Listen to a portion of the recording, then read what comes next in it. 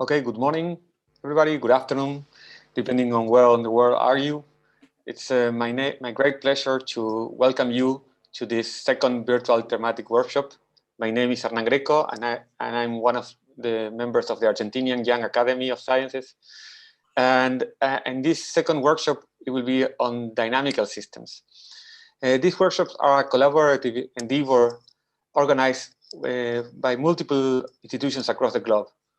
On one side, we have TIAN, which is the Trust Young Affiliates Network, which has a vision of creating a world connected by scientific cooperations and the mission to catalyze interdisciplinary collaborations to address global challenges.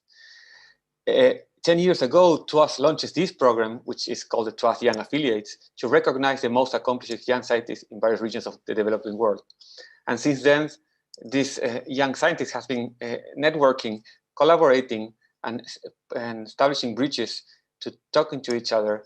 And this type of workshop is one of the outcomes of these great possibilities that TIAN has allowed us. To date, more than 70 young affiliates have been connected to an online TIAN platform, and we hope to get this number growing and to be able to conduct more research together.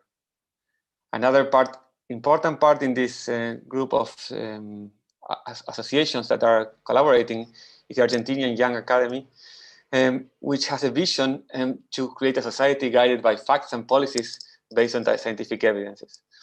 This Young Academy, it is very recent. We have been working in this project in the last year, and right now we are around 100 Argentinian young scientists or scientists working in Argentina are working together to establish this type of platform.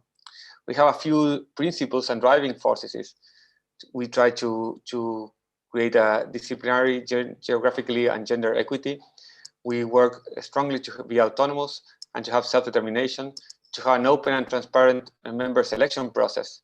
We have an interdisciplinary approach to problems in the society, and we aim to have a multicultural and plural exchange. And we aim to also, with these high standard scientific and educational activities, build capacities, emphasizes on issues with high societal relevance. It's very important that we aim to make connections with other societies like ours around the globe.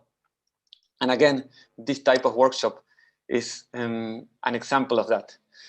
We are very proud to be hosting this second virtual thematic workshop, and we thank everybody who has been participating to make this possible. In particular, I will be now giving the word to Jacqueline Godoy, who is the main organizer. And congratulations, Jacqueline, for this wonderful workshop that you have organized. And we all expect to be able to see it through.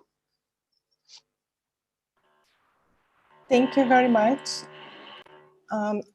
First, I would like to ask sorry because today there is a construction very close to my house and there will be some noise, but I hope that you can hear me. So good morning, everyone, and good afternoon or good night, depending where you are. At first, I would like to thank the Young Affiliate Network from the World Academy of Sciences and the Young Academy of Argentina and Brazilian Academy of Sciences for all their support to organize this virtual workshop. And this workshop has the goal of encouraging the collaboration among the researchers from Latin America and other countries in the fields of mathematics by the presentation of recent results obtained by important researchers in the area, building up a rich and solid environment for discussion and contribution for the area. This edition today is focused on dynamical systems, and we have the honor and privilege today to listen to the talks delivered by the reputed researchers in the area. So now we will start with the talks, and in the end, we will have time for questions, comments, and discussions. You can send your questions in the YouTube chat or in the Zoom chat. So it's my great honor and pleasure to introduce our first keynote speaker of this morning, Professor Maria José Pacifico from Federal University of Rio de Janeiro in Brazil.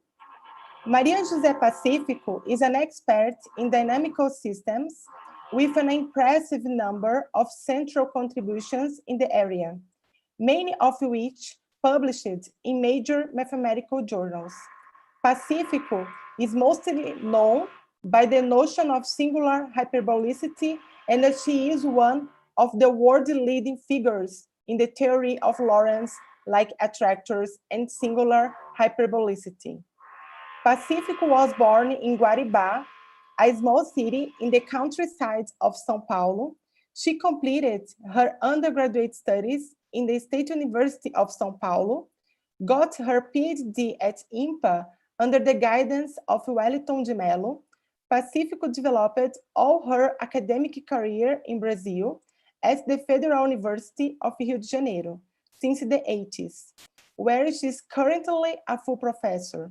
Pacifico is a member of the Brazilian Academy of Sciences and of the World Academy of Sciences. And today, she will talk about Hausdorff dimension versus Lagrange spectrum of Lorenz-like attractors. So thank you very much, Maria José Pacifico. You can share your screen. Okay.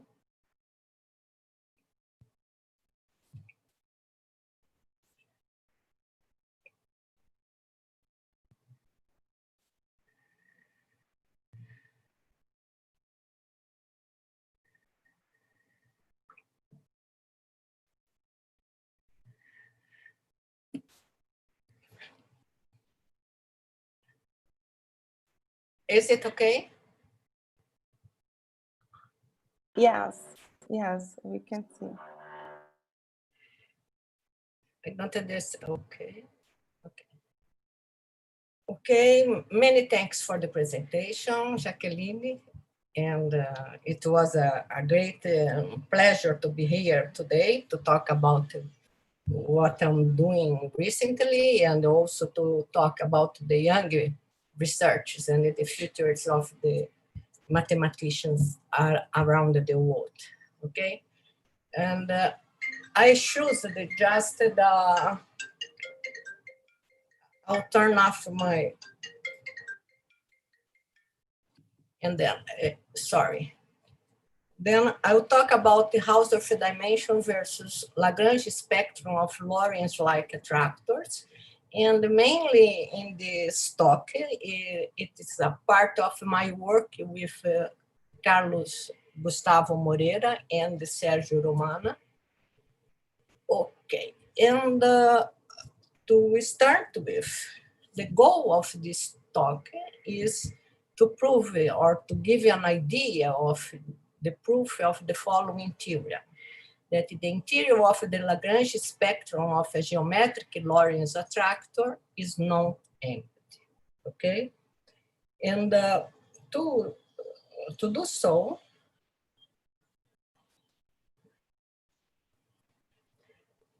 I will introduce it. It's like the skin of the talk. I will introduce and explain Lorentz equations and the Lorentz attractor, the geometric Lorentz attractor, the Lagrange spectrum and the dynamical Lagrange spectrum, and the whole of the Hausdorff dimension in the proof of the theorem, okay? Okay, and then everything starts with an equation, is Lorenz in the 60s, he exhibits a three-dimensional system of equations whose solutions seem to depend sensitively on the initial data. Indeed, Lorenz was a meteorologist, and he was worried about to model the long-term forecast at that time. And he arrived together with researchers at that time to this system with three equations. And interesting that he could not give the explicit solutions to these equations, although it's a very simple set of equations. It's a 2-degree polynomial equations, okay? And at that time they were worried about to give explicit solution to differential equations, okay? And trying in the computer, he could plot in the computer this type of figure that it's nowadays known as, has the shape of a butterfly, no? This is like a butterfly shape of this attractor. And he was really admirated by this system, because you know that you have a singularity here or an equilibrium point to the flow. And he analyzed the linear part of these equations, and the eigenvalues at the orange, which is represented by this point here, is like that, and satisfies this relation. The eigenvalues are real. There is one stronger contraction in one direction, the other one is weaker, and one eigenvalue is expanding one, okay? And indeed, when he was studying this, he made a conjecture that indeed, which is the existence of an attractor, lambda, such that with volume 0. And this attractor, to him, because of his experiments, numerical experiments, this was a robust attractor that could not disappear if you perturb these parameters here, okay? And indeed, the study of this system was that it was broken. It broke a paradigm that if you have, usually in the last century, that for a deterministic system, given initial data of an object, you could tell everyone you would have the position at any time in the future. Okay, that was absolutely wrong. Because why? Because he proved that this kind of a system here was the solutions depend sensitively on the initial data. What this means? This means that no matter the 2 points nearby in the attractor, if you flow later on, the orbit or trajectory will get apart. Okay? Okay. I will return to this later. And next, I will explain the geometric Lorenz attractor, because at that time there was no solution to Lorenz equations, and the mathematicians know about that equations a little bit later than it appears in 1963 in the Journal of Atmospheric Journal, and the mathematics at that time were known about this kind of problem and the conjecture in the 70s, a little, then about 10 years later. And since it was not possible to give you a solution at that time, and are you seeing me? Yes, yes. Okay, and then Guggenheim and Williams in the 60s, in the 70s, they proposed a geometric model to that equations. That model consists, we start with a linear vector field. Here you have a singularity, and this is linear, a linear vector field. And you know that if you take in a neighborhood of this singularity, he put a singularity with the eigenvalue satisfying the same relations as in the original equations of Lorenz.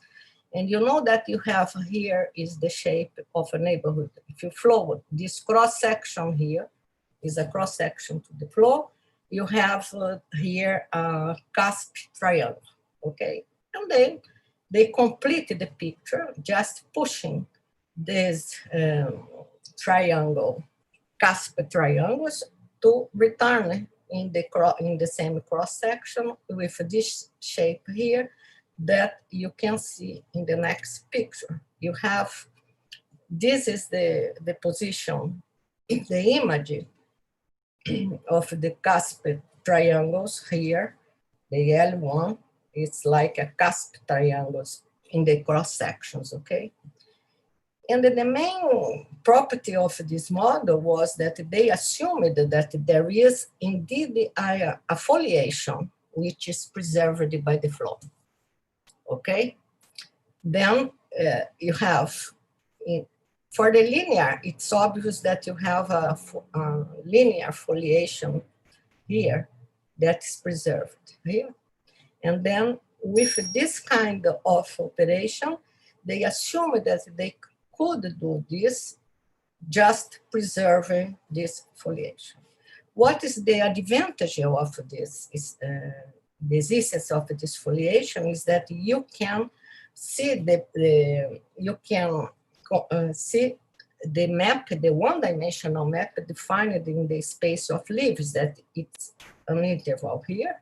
And then you can see it is easy that the one-dimensional map defined, introduced by this two-dimensional map has this, the graph is like this, okay? Okay, I'll come back later to this, but I'm just explaining the setting, what I will do later. And now I will explain what is the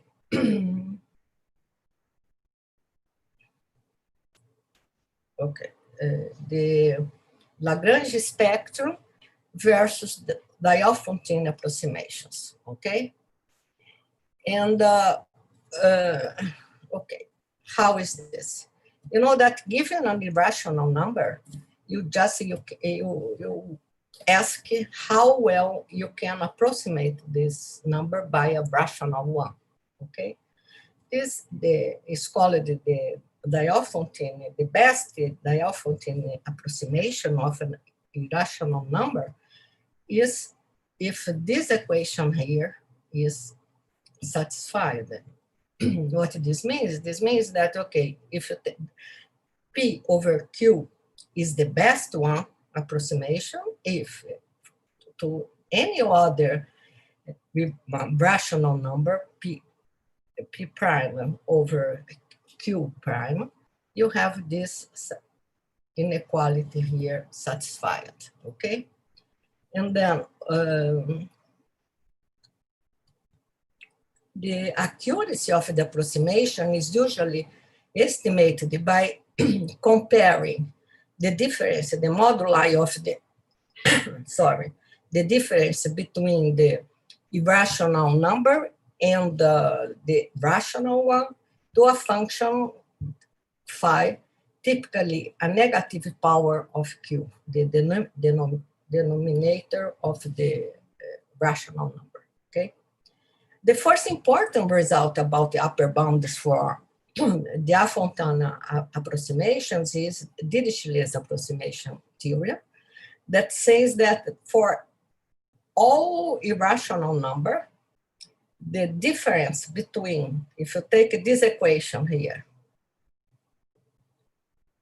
no, this inequality, you take the difference between the rational number and the rational number, and you put less than 1 over Q to the power 2, has infinitely solutions in the rational numbers, okay? And indeed, Markov and the heuristics improved it to say that this, now you take the difference, no? And has infinitely many solutions in the rationals. And the square root of 5 is the best constant, okay? So,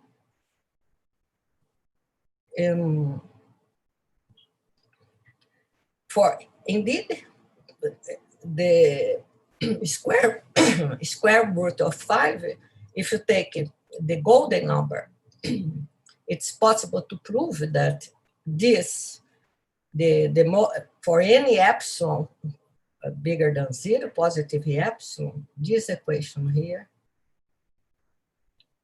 has a finitely many solutions in the rationals, okay? And so he concluded that the square root of 5 is really the best constant, okay? This indeed is the golden number, no? Okay. And searching to better results, we are led to define this function here, that to k of alpha, that is the sup of the real numbers, positive real numbers, such that the difference here has infinitely many solutions in the rationals, okay? The discussion above says that this function has a minimum is always bigger or equal square root of 5. And in the golden number, the image of the golden number is exactly square root of 5, okay? Okay, it can be proved indeed that the image of almost every alpha irrational is infinite, okay? We are interested in the irrational numbers such that the image is less than infinity, okay? Okay, and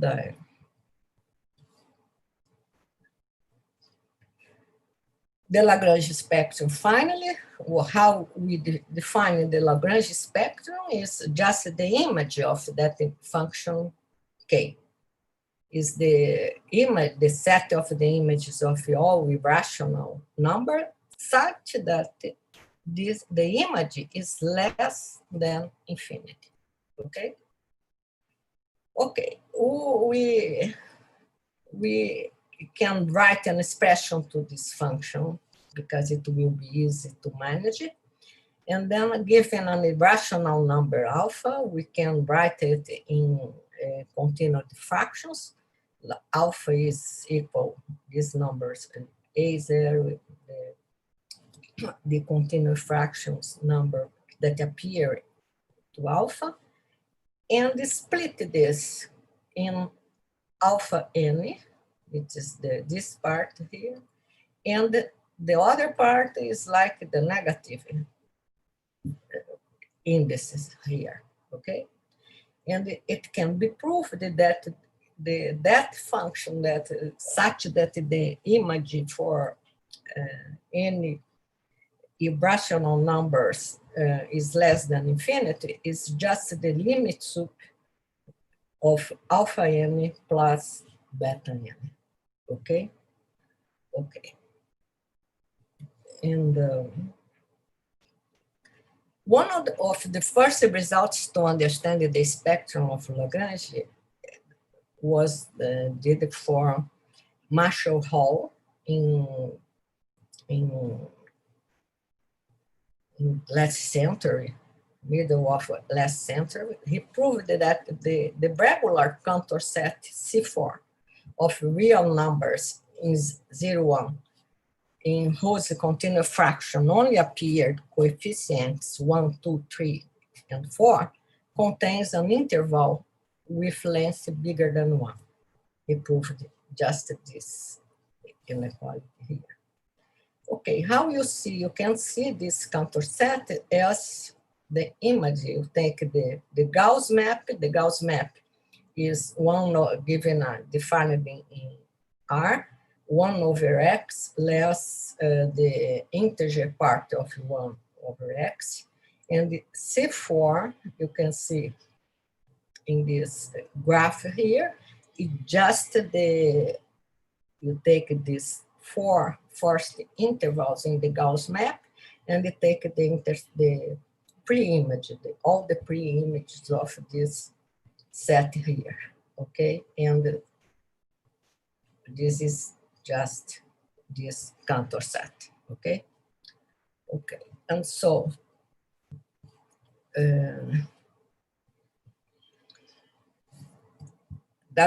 one of the consequences of the expression for that map and the Hall's result can know that K alpha is the limit sup of alpha n plus beta n, implies that the Lagrange spectrum contains a whole half line in the real.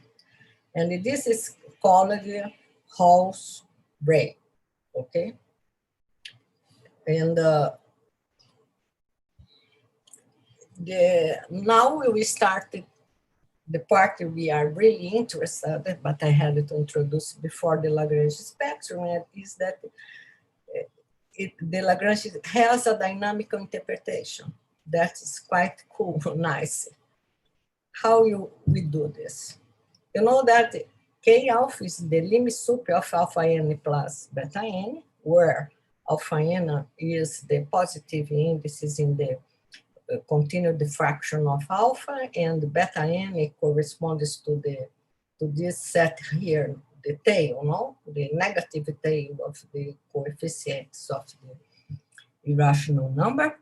And you take this set, sigma, as the set of all being infinite sequences of integer numbers. And you take the shift map from this set to itself, that the effect of this map is just to translate the initial point one position to the left. This is called the shift map, and it's very well known for people that work in dynamical systems and etc. And then what we do? We have that if a sequence is here, it's a being infinite sequence, we just take alpha 0 as this part of the sequencing, the positive indices, and beta 0 we take the negative indices of the sequence. We define a function, a real function f from sigma to r, that to each sequence is just gives the image of a sequence is just the sum of this part of the sequence and this one, alpha 0 plus beta 0, okay? And finally, the Lagrange spectrum is characterized as the limit sup of f acting in the orbit by the shift map on a sequence, okay? It's write this equation here, okay? And surprisingly, the characterization of the Lagrange spectrum in terms of the shift map lead to a natural extension to this concept to the context of hyperbolic dynamics.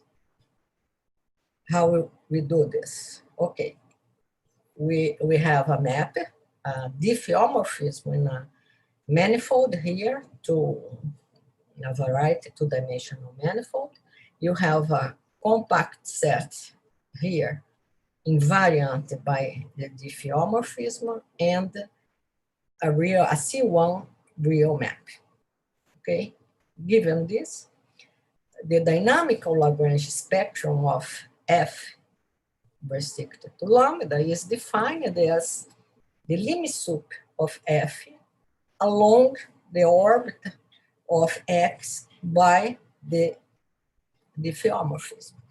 We just replace in the equation, the previous equations for the shift map, this one, we are replacing the shift map here by the diffeomorphism, okay?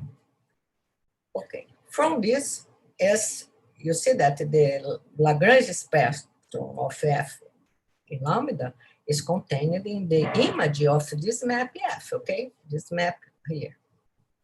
Okay, Then if the Hausdorff dimension of this compact set number is less than 1, this implies what? The interior of the Lagrange spectrum is contained in the interior of f of lambda. This is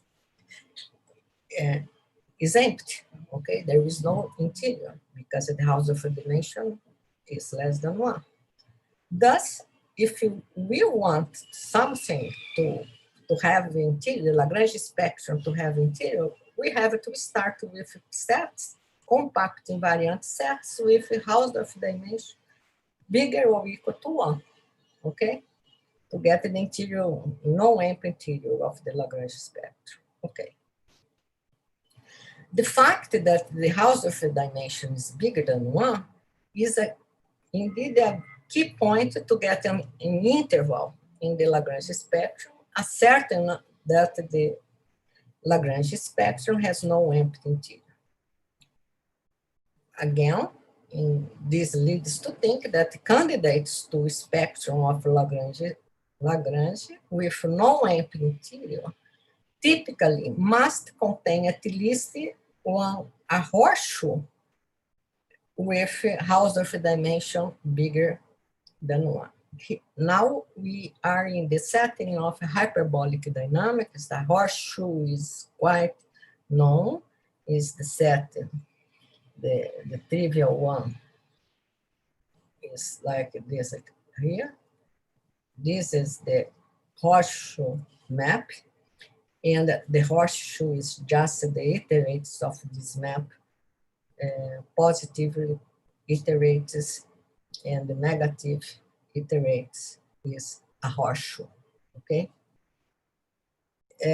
Okay, in this context, I will just tell you that finding intervals in the Lagrange spectrum is closely related to the study of fractal geometry of regular Cantor sets.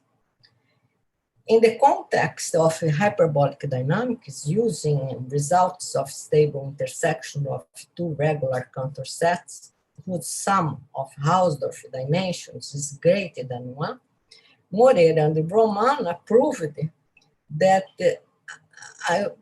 typically, if we start with a horseshoe, a C2, a horseshoe associated to a C2 flow with Hausdorff dimension bigger than 2, then typically for typically functions and typically perturbations, you can find an open and dense set of maps such that for all f in this open and dense set, it is holds that the interior of the Lagrange spectrum of the perturbed horseshoe in this neighborhood is non-empty, okay?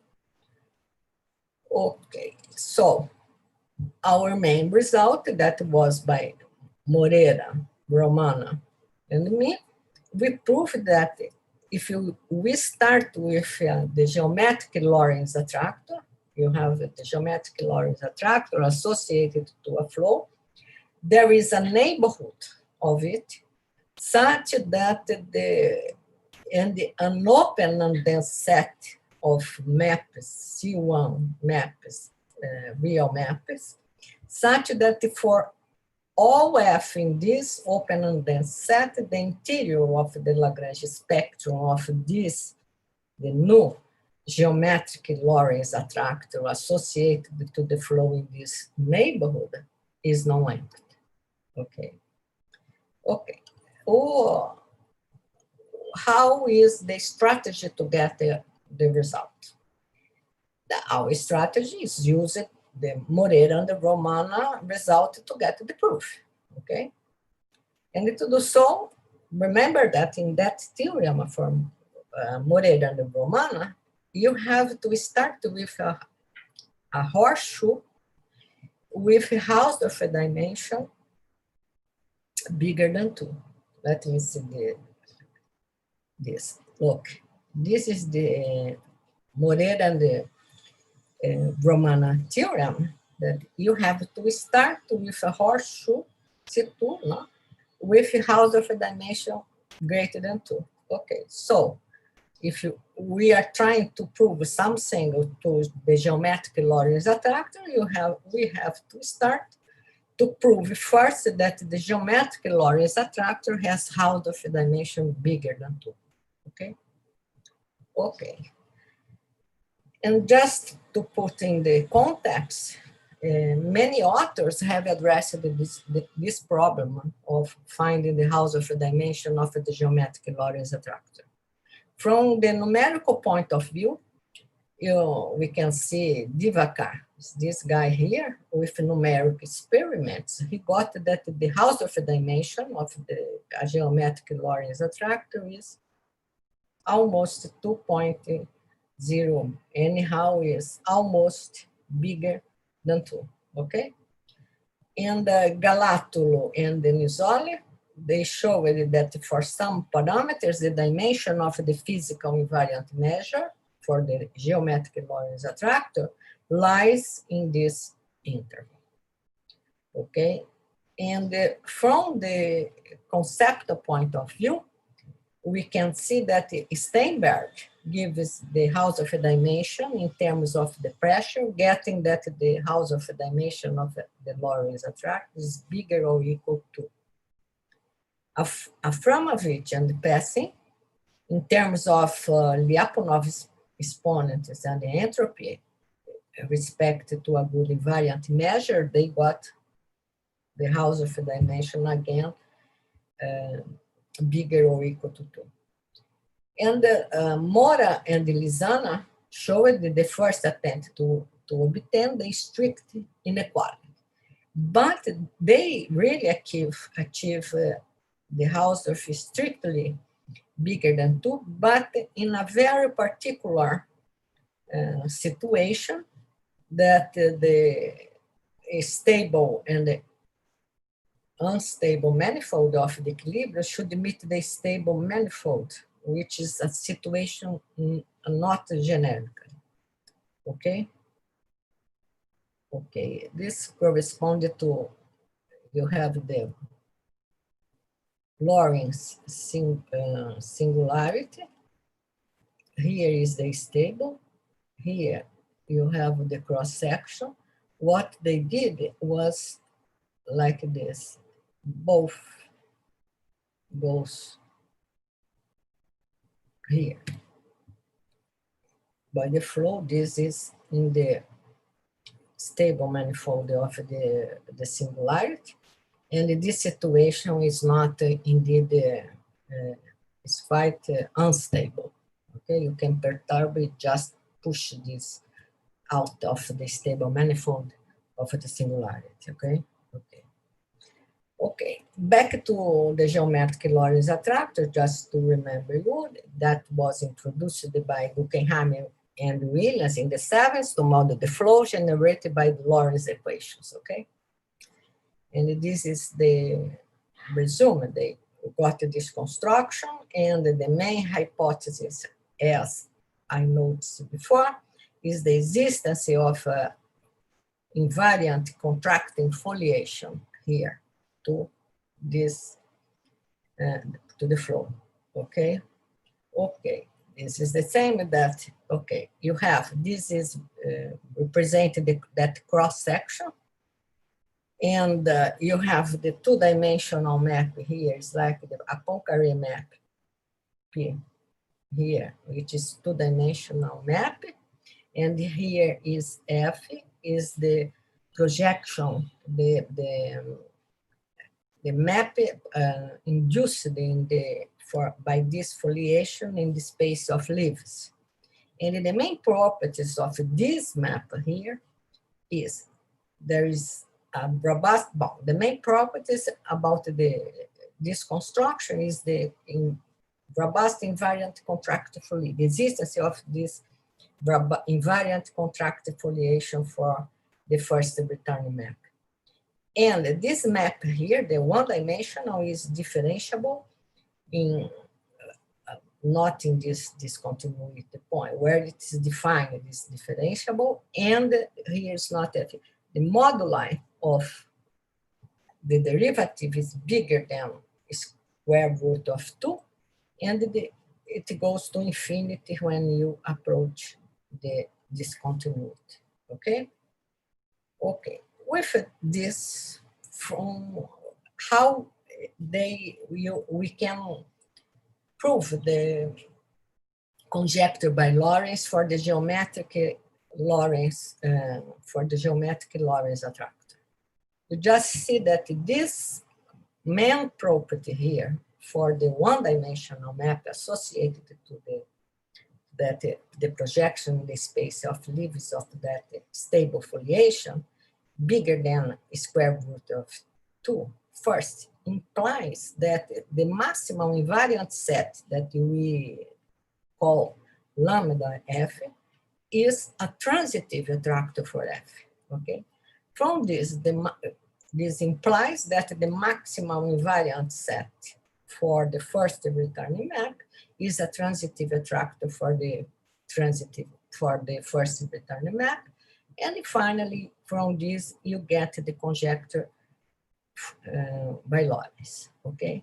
You see that what this scheme is quite interesting because you start with a flow in a three-dimensional dimension. And then from the existence of this foliation, a global cross-section and this stable foliation to this first return map, you can, instead of studying the three-dimensional space, you just cut one dimension and stay to study a two-dimensional map, okay? And from this, the projection and the leaves allow you to work it in a one-dimensional, for a one-dimensional map. You are cutting the dimensions in one sense, and then to get the result, you just try to do the reverse way, okay? Okay, then what is our strategy? Back to Hausdorff dimension, there is just to do the same scheme. And then what we thought was, okay, repeat the sequence of there, and then our strategy is, okay, consider the one-dimensional map again, and prove that the Hausdorff dimension of the maximum invariant set for the one-dimensional map is almost 1, okay? And then this would imply that the Hausdorff dimension of the maximum invariant set for the two-dimensional map, that is the first return map, is a little bit bigger than 1. And finally, this should imply that the Hausdorff dimension is bigger than 2, okay? This is what we planned to do and what we really did, okay? Okay. And I already commented that this property here for the one-dimensional map, f is increasing and the moduli of the derivative are bigger than square root of 2, was a key point in the proof of for the geometric Lorenz attractor, okay? But because this property here indeed implies that f is eventually onto, and then f is transitive. Unfortunately, this is not enough to get this here. We have to discover or to prove another property to this one-dimensional map, that is this one. We prove that, okay, there is a gamma sufficiently close to 1 so that for all j, this is the interval here where f is defined, there are a subinterval and an iterated n such that Fn, or which is defined in this interval to this, what is this set? This set is just this interval that is better to see here in this picture. You know that you can, you take gamma really nearby 1, you see that this here is 1 minus gamma is near 0, and so the image is quite down in the graph, okay? And then if you form this is this part here, okay? And what about this property? With this theorem, we control not only the number of iterates n needed to Fn of the sub-interval cover almost all of half of the interval where F is defined, as well the distortion of all the iterates, and this is quite important to our proof. You see that the difference between this and the other property that F has, that it's eventually onto only with the derivative bigger than square root of 2, is that we can avoid some interval nearby the singularity. The singularity here is a bad point. And then we can avoid this interval and still have the same property. Because you see that if one iterate covers half of the interval, the next iterate will cover everything, okay? And this has the advantage that we control the distortion to all iterates between this time, okay?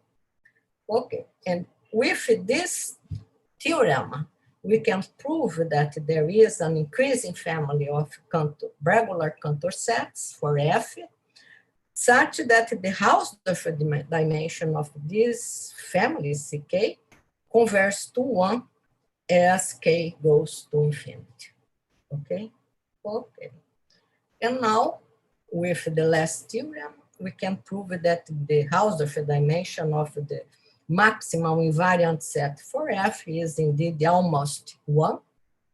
And this implies that the Hausdorff dimension of the maximum invariant set for the two-dimensional map, or first return map associated to the Lorentz geometric flow is strictly greater than 1. And this implies again that the Hausdorff dimension of the geometric Lorentz attractor for the flow is strictly greater than 2. Okay, if we cover all the steps for the I said before. Okay, and with this and Moreda, since the fact that the Hausdorff dimension of the geometric Lorentz attractor is bigger than 2, together with Moreda and the Brahmana's theorem, we prove that the interior of the Lagrange spectrum is non-empty.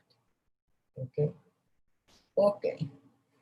To prove that the Lagrange is just a comment, the Lagrange spectrum of a geometric Lorentz attractor contains intervals, we proceed as follows.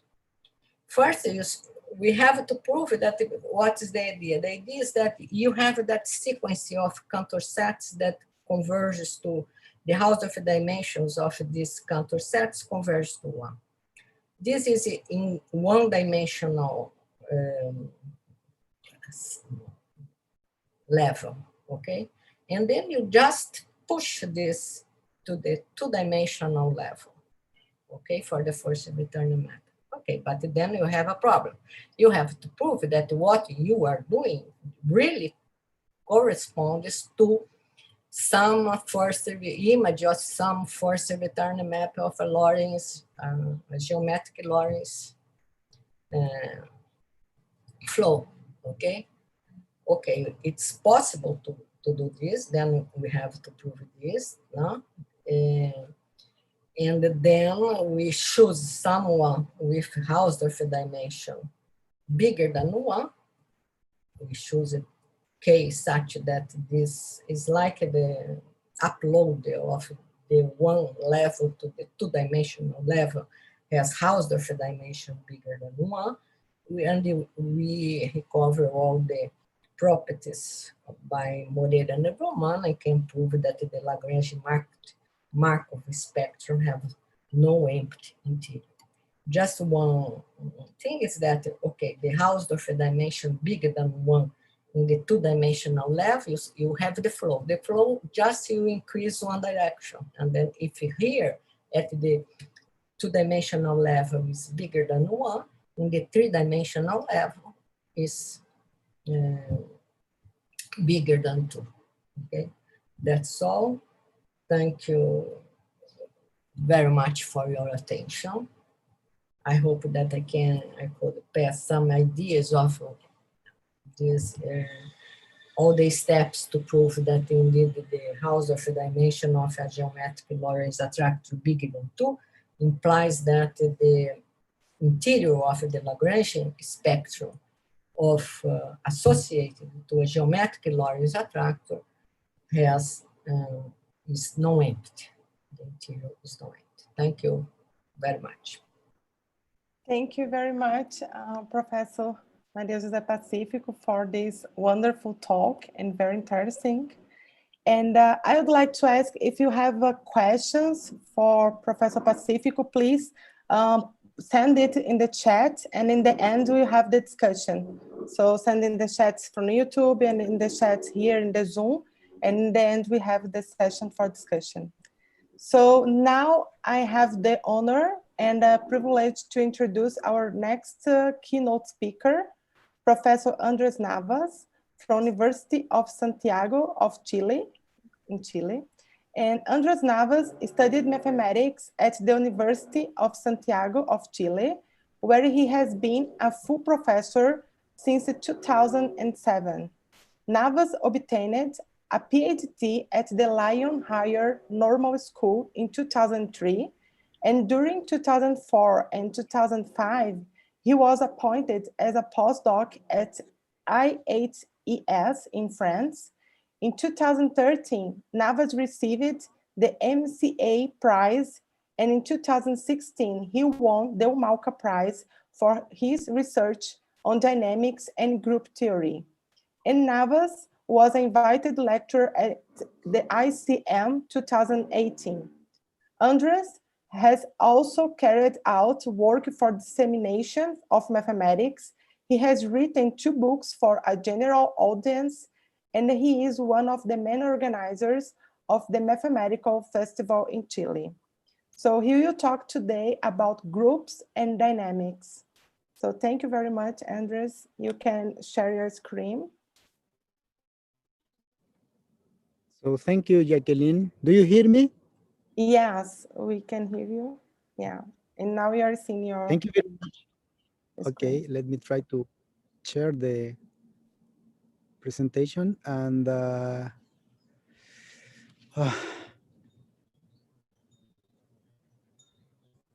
okay, can you see the slide now? Yes, yes. And the next one? Yes, okay, we can perfect. see. So thank you again for the invitation. This is a very nice way of meeting and to share mathematics actually with all the world. It's really a fantastic opportunity to give this talk. So thank you again for the organization. And what I have to do now, and I will try to be very brief, is to show you that actually, well, this is a meeting in dynamics, in dynamical systems. But actually, I'm very interested on groups, on group theory. And I became interested when I was a student at IMPA. And the point is that there is a close relation between group theory and dynamics. Well, at least in some part of both theories. And I will try to justify myself. So the first justification is a kind of authority argument. It's just by quoting Poincaré. So Poincaré, who was the founder of dynamical system, at some moment of his career, he claimed this. He claimed that mathematics is something concerning groups. So he was really interested on group theory, and he noticed that this notion of group was not only a notion on algebra, but it is also a notion on dynamics.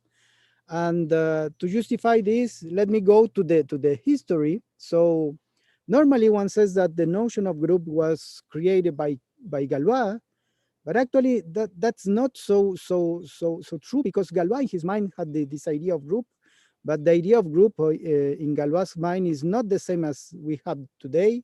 So the formal definition of a group was given by Cayley some years later.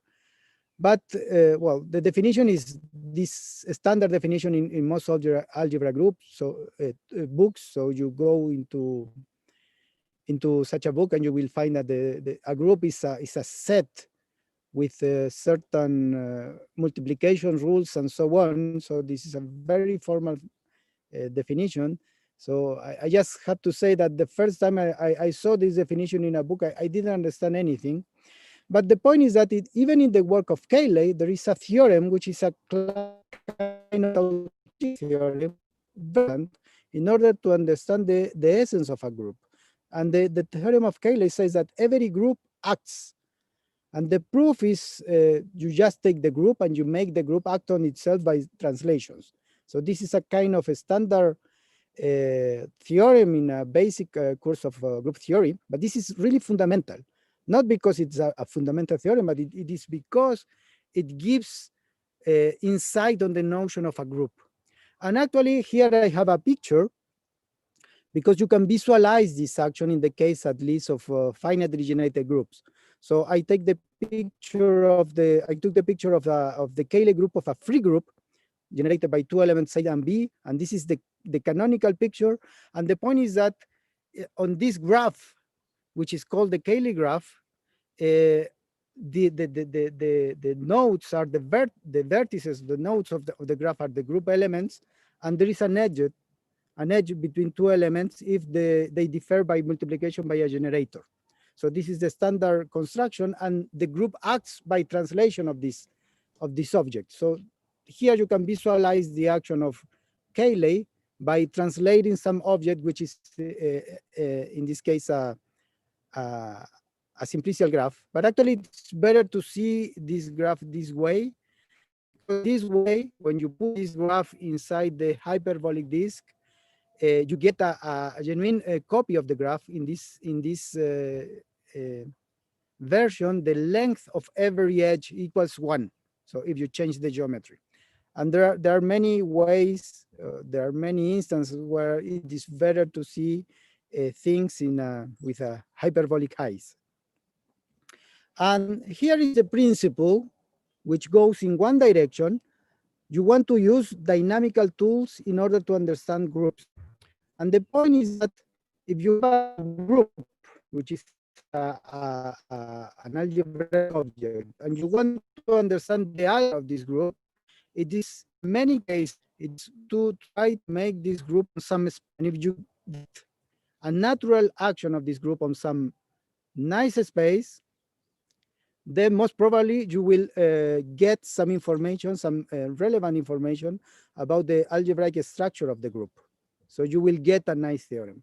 So here I have an example, which is a kind of exercise, which was proved by Hausdorff, and it is not widely known, but it's a nice result.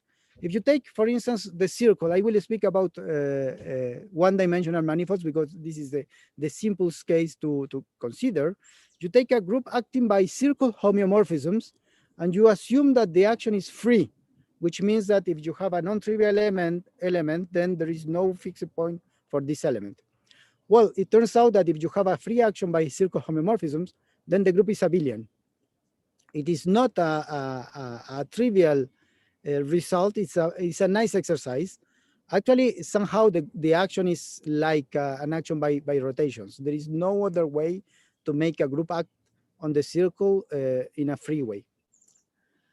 And there is a warning here, and also it's a kind of motivation, is the fact that the Cayley action that I gave which was an action on a simplicial object, actually you can visualize this action in a more dynamical way by making the group acting on the Cantor set. So for instance, if you take a group G, which is infinite and countable, then the group G acts on this space 0, 1 to the power G, which is a Cantor set. And the action is just you shift the coordinates. So every group, at least every countable group, acts by homeomorphisms on the Cantor set in a faithful way. And if you wish, the whole theory of group theory, at least for finitely generated group, is contained in a single group, which is the group of homeomorphism of the Cantor set. This is this may seem somehow not so useful, but actually it has been revealed. It has revealed very useful in recent years. Actually, many groups, interesting groups, which remarkable properties have been discovered using this approach. So many remarkable groups has arisen recently as groups of homeomorphism of the Cantor set. And let me give an example of a question that I like very much, which is not completely solved, but for which there is a nice progress, a very recent progress by many people. So let me consider the case of Burnside groups. So Burnside, I think in the 30s, he proposed the following question. So you take a group which is finitely generated, and you assume that every element has finite order. So every element up to some power becomes the identity. And the question is whether this property implies that the group is finite. He proved that the answer is yes, for instance, if you take groups of matrices, but he didn't solve the question because actually it's a hard question. And I will give not the first solution to this problem, but it's a very natural solution. So Bernstein himself considered these groups Bn, which is a group generated by two elements, say A and B, in which you impose that every word to the power n becomes the identity. So what I have here, representation of the group. So every word in A and B to the power n is the identity. This is an infinite presentation, so you have generators, but infinitely many relations. And of course, every element to the power n will become will be equal to the identity because you are imposing this condition. And it's a nice exercise to show that B2 is a finite group, and also that B3 is a finite group. This is somehow so B2, the fact that B2 is finite is really an easy exercise. B3 is really nice. B4 and B5 and B6 are difficult, but actually are very well known. So actually the graph that I have here is the Cayley graph of B3. It's a very nice group of 27 elements.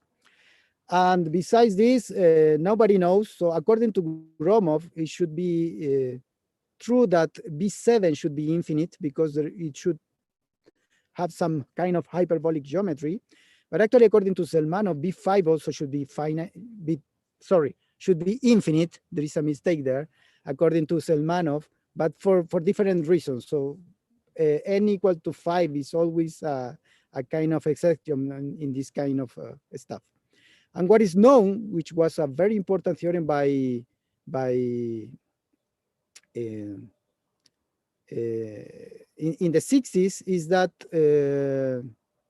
Bn is infinite, at least for an odd integer n larger than this very strange number 666. So this is what they were able to prove. And actually, this is a very hard theorem. And this is what is known. So there is a more conceptual approach by Gromov recently, where he can prove that for larger n, this is infinite. But actually, the proof is more conceptual in the sense that you can understand the steps. So this proof for 666 is a very hard proof, a very combinatorial proof. But the question is whether, so these groups are somehow abstract groups. These groups are not, do not arise in a dynamical way. And the question is whether you can give some dynamic to these groups. For instance, can you construct a Burnside group, a group in which every element has finite order, of homeomorphism of the sphere, and which is infinite? Okay, and this is a very nice question because it is known that with using results from two-dimensional dynamics, that if you have a finite order homeomorphism of the sphere, it's like a rotation in different coordinates. This is a theorem that comes from the work of Brouwer and Querétaro in the 30s. But the point is that every group element is like a rotation, but in different coordinates. And the question is whether you can show that the coordinates have to coincide in a certain way. Well, nobody knows. It's a very elementary question, at least to ask for. And there is a remarkable progress on this question by recent progress by Hurtado, Coxer, and Rodriguez Hertz, who proved that the answer is yes, such a group is finite, provided you have a uniform bound for the torsion. So there is a uniform n for every group element, provided you have some smoothness. So they assume that the action is by C2 diffeomorphisms, I think. And they assume also that the action is by area preserving diffeomorphisms. So even imposing these three extra hypotheses, the proof is very hard, and actually it's a very nice combination of ideas from two-dimensional dynamics, hyperbolic dynamics, and group theory. So this is a really very nice result. And there is also progress in the direction of action by homeomorphisms by Nancy Gelman and Isabel Hughes, and independently by Jonathan Conejeros. But the general question for actions by homeomorphisms, it's still widely open. And now I want to speak about, I want to concentrate actually on the other side of the history. So so far I was using dynamical methods in order to understand groups. And now I want to use group theoretical methods, or at least group theoretical ideas, in order to understand classical dynamics. And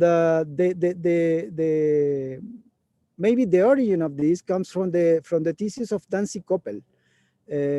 She produced a quite remarkable piece of work in the 60s. She's called Commuting Diffeomorphisms. And well, you see the title, Commuting Diffeomorphism is a notion that comes from group theory. If you want to understand the action of a diffeomorphism, which is the standard object in dynamics, it is better to think about what are the diffeomorphisms that commute with this given diffeomorphism. What is the centralizer of a diffeomorphism? What is the normalizer of a diffeomorphism? And these are ideas or notions that come from group theory. And starting from the work of Nancy Koppel, many other great mathematicians produced some work on this, Smail, Mather. There is a very important paper by Palis and Yokos. And maybe the most recent one, which is a very nice piece of work also, was by Bonatti, Sylvain Crovissier, and Amy Wilkinson, which is a recent paper in the IHS. But I wanted to speak about the work of Nancy Koppel because of two reasons. First thing is that, well, I put a picture here, and my goal is that if you go to this picture on the internet, you open it and you will get a PDF file. I did it very recently, and what I discovered is a kind of self-biography by Nancy Koppel. It's really a fascinating document where she explains why she became interested in this kind of problems. And then she moved to more applied mathematics. And she describes, for instance, the ambient of mathematics in Berkeley in the 60s. And he explains why she decided to move to this new area of mathematics, and where she became a leadership in the world, actually.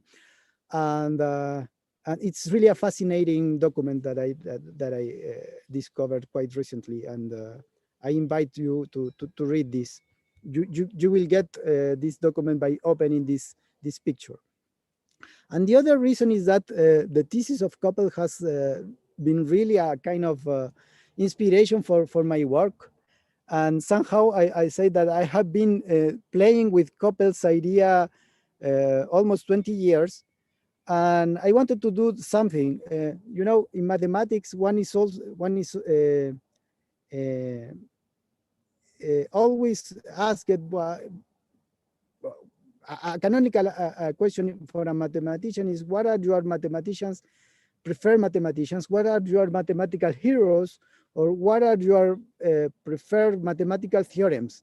And I wanted to ask to the people, what are your preferred lemmas in mathematics? Because sometimes in mathematics, a lemma is even more fundamental than a theorem. A lemma is the key tool to make a theory to work. And my favorite lemma is the lemma of Nancy Koppel, which is called Koppel's lemma. And the reason is that it is the first lemma in the thesis of Nancy Koppel, and it is the lemma that makes everything work.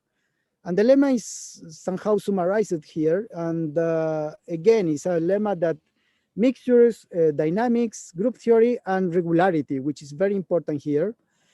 And the lemma says that if you take two diffeomorphisms of the interval, which are of class C2, and this is important, and you assume that they commute, then either they have disjoint support, which is the obvious way to make something two diffeomorphisms to commute, or if they share some part of their support, then actually their support coincide, and on this interval, which is the support, the action is like an action by translations. Okay, and this is a very, very deep result, and the proof is very nice. It's really a tricky proof. Actually, the proof in the thesis of Nancy Koppel was somehow harder than the proof that we can give today. But actually, I have been playing with this, and let me show you two manifestations of this. So the question is, what about if you decrease the regularity from C2 to C1, for instance? And what about if you, instead of making the diffeomorphism to commute, what about if you impose algebraic conditions which are weaker than commutativity? What about if you impose a condition which is like an nilpotent condition, or a solvable condition, or something like this? And this is a theorem that I prove using this approach, and which goes through generalization of Koppel's lemma in these two directions. It's a theorem published in GAFA in 2008. And the theorem says that there is no group of intermediate growth of C1 plus epsilon diffeomorphisms of the interval, say. So let me explain here. So in one direction, I decrease the regularity from C2 to C1 plus epsilon, which is something standard in dynamics, in classical dynamics, but it is not that standard in the dynamic of group actions. And the other thing is that it is this notion here, group of intermediate growth. So let me explain a little bit this. If you take an abelian group, say Z to the square, the growth of this group is quadratic, because if you take elements of length n, essentially you have n to the square elements of length n.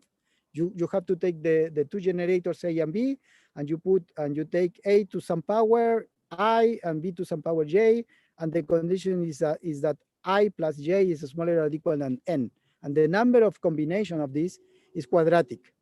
In general, if you take a group like C to the power D, the growth is polynomial to the power D. If you take an nilpotent group, the growth is also polynomial.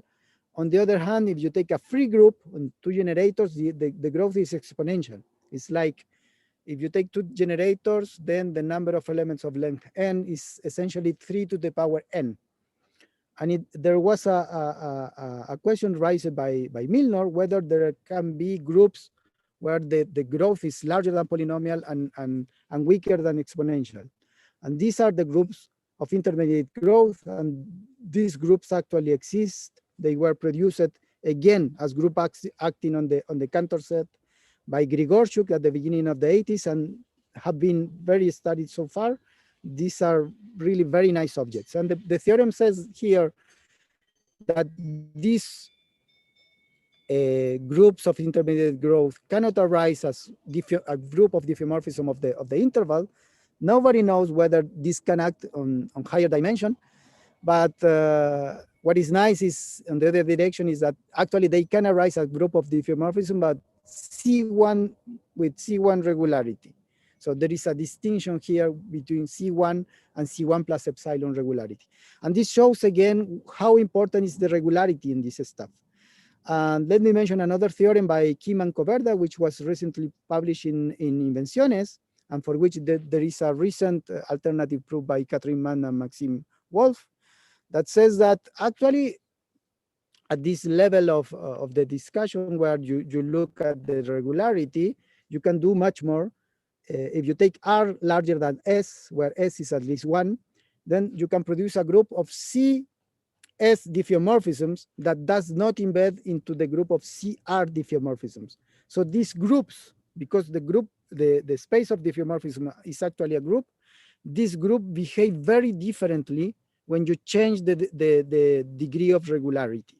And this is really fascinating stuff. You can see this as a kind of geometric phenomenon, of a kind of dynamical phenomenon, and it is not well understood at all.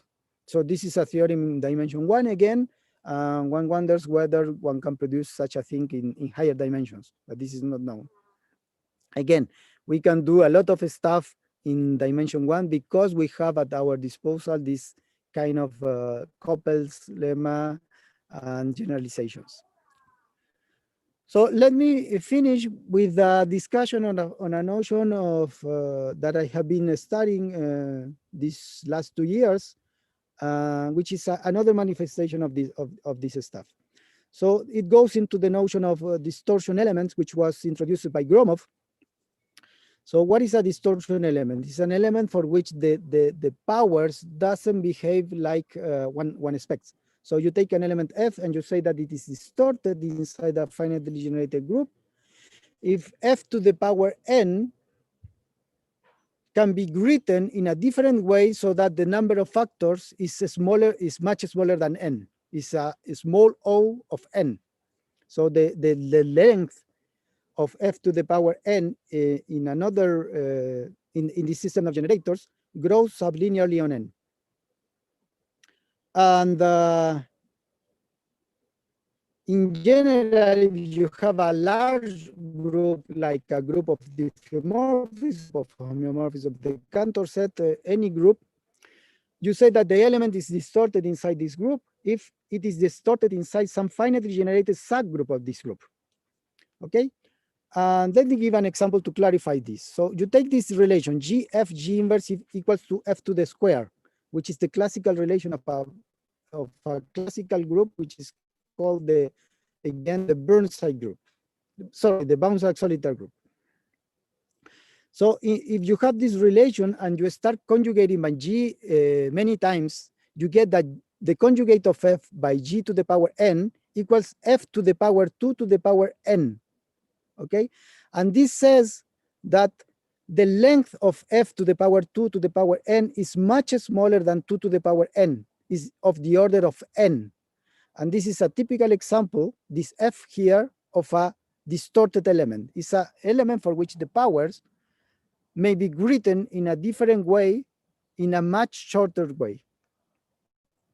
And you may ask where this group actually arises, and actually these are a very classical group that arise dynamically. If you take these two maps of the real line, or you can see these maps as maps of the circle, if you projectize the circle, x into x plus 1, which is F, and x into 2x, which is G, you can check that these two elements verify this relation. So this is actually a dynamical realization of the bounce-like solitary group, in which F becomes a distorted element.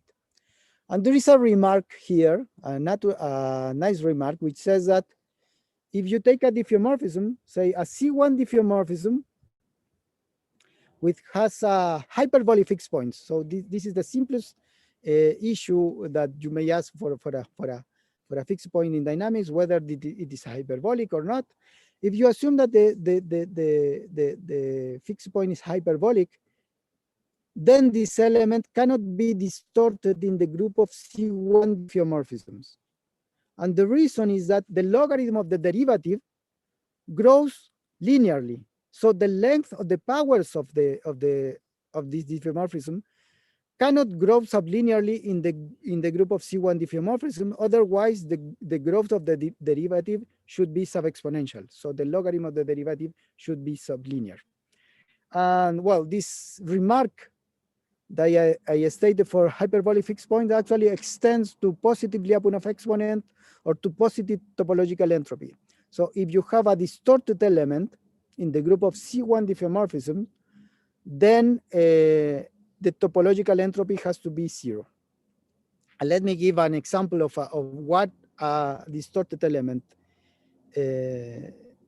of how distorted elements can arise in groups of diffeomorphisms. So, well, we have here the example of the bounce-like solitary group, but there is a very nice construction by Artur Avila that claims that every rotation of irrational rotation number, every Euclidean rotation, so every rigid rotation of the circle is distorted in the group of C-infinite diffeomorphisms, which is a very nice construction, which is not trivial at all.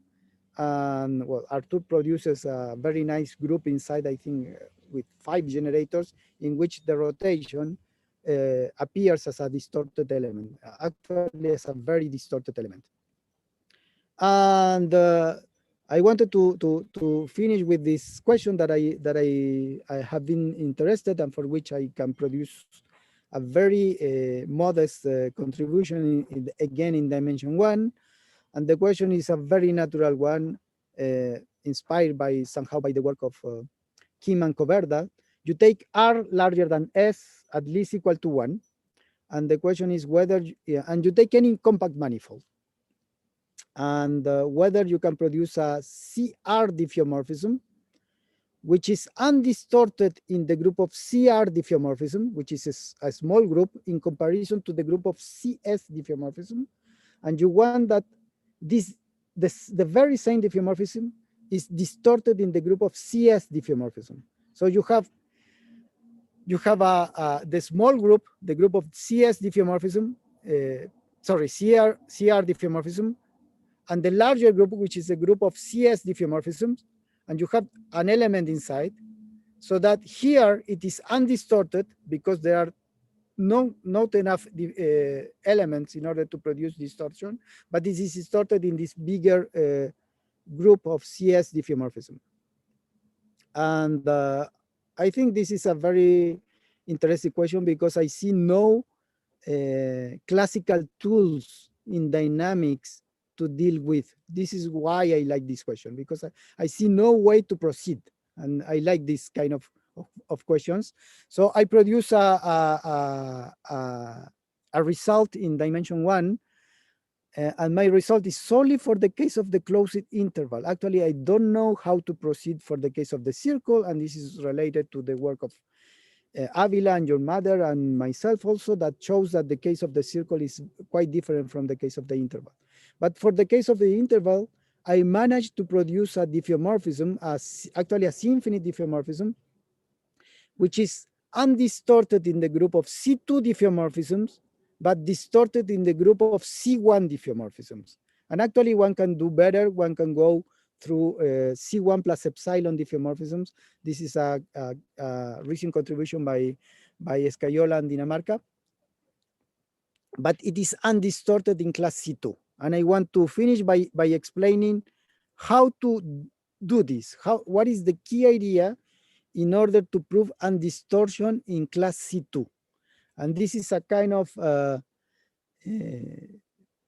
it uses a classical tool in one-dimensional dynamics, which is the tool introduced by Danjois for proving his classical theorem, which is the variation of the logarithm of the derivative. Okay, this is the condition that you need to impose in order to prove Danjois theorem that diffeomorphism of irrational rotation number are actually conjugate to rotations.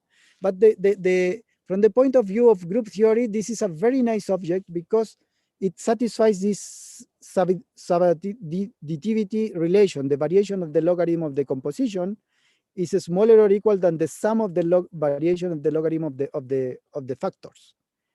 Okay, and you can put any two elements here, not necessarily f equal to g. You can put any two diffeomorphisms.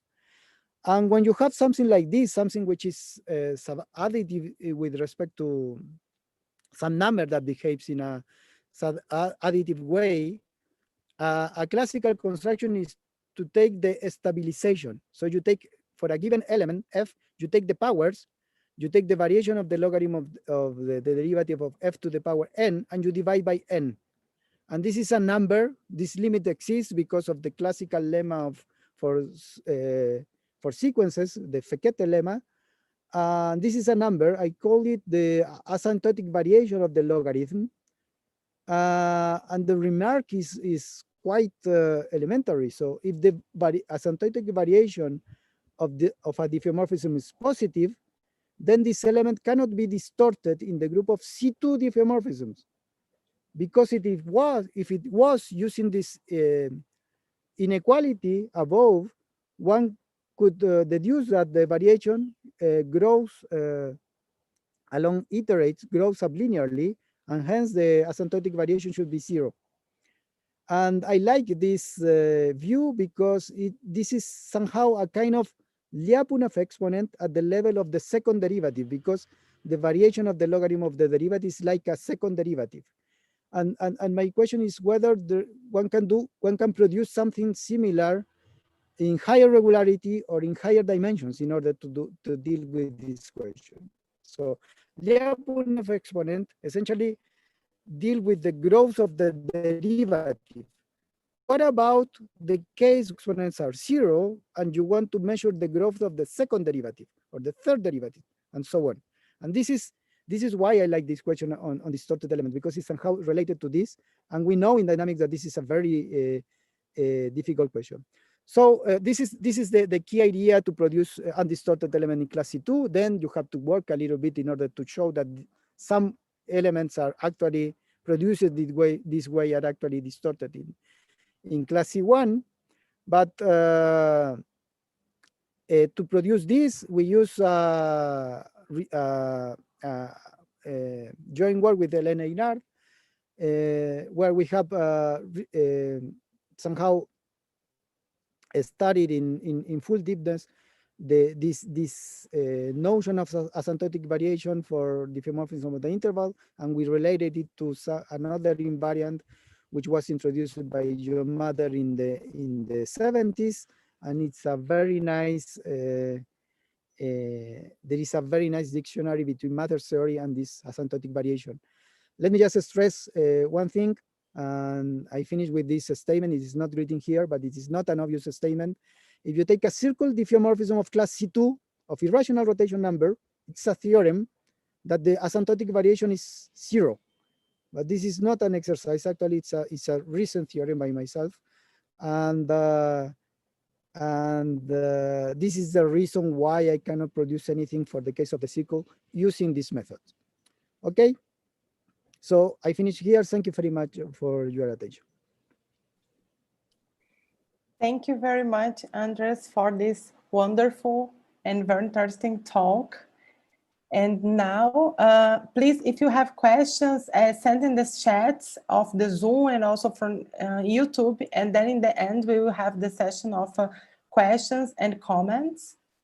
And now, I have the pleasure and honor to introduce our invited speaker, Professor José Ferrán Valdez Lorenzo, from National Autonomous University of Mexico. José Ferrán Valdez Lorenzo was born in Mexico City, made his undergraduate studies in National Autonomous University of Mexico, his graduate studies in the University of Rennes 1 in France, postdoctoral position in Max Planck Institute of Mathematics in Bonn, Germany. He is a young affiliate member of the World Academy of Sciences and member of Center of Mathematical Sciences from National Autonomous University of Mexico, Campus Morelia, since 2009, where he is a professor. And today he will talk about dynamics and the symmetries of big surface. Hello. Hello, everybody. Well, I'm going to share my screen first. Yes, let me see. Share. Okay, hello world. Thank you very much for the invitation. I'm really happy to be here. So I see there are participants from all over the world, and I would like to begin by showing you in a map where I am right now. So this is where I work in the Centro de Ciencias Matemáticas in UNAM, in the city of Morelia, in the state of Michoacán, which, well, is more or less here. So I'm speaking right now from close to this place. And today, as Jacqueline was saying, I would like to talk about big surfaces. So let me start by introducing big surfaces and giving you a definition of what a big surface is. So we're going to say that a surface S is big if its fundamental group is infinitely generated.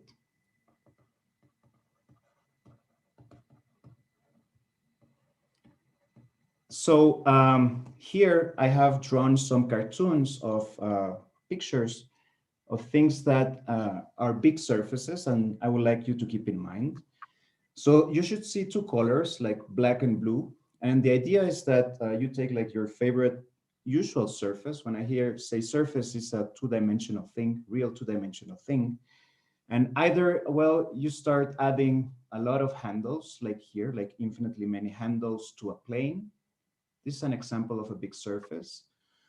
Or you can think that you take your favorite finite genus surface and somehow you pull out some Cantor set to infinity and start adding infinitely many genus to this guy to do something that looks like the thing that you see here.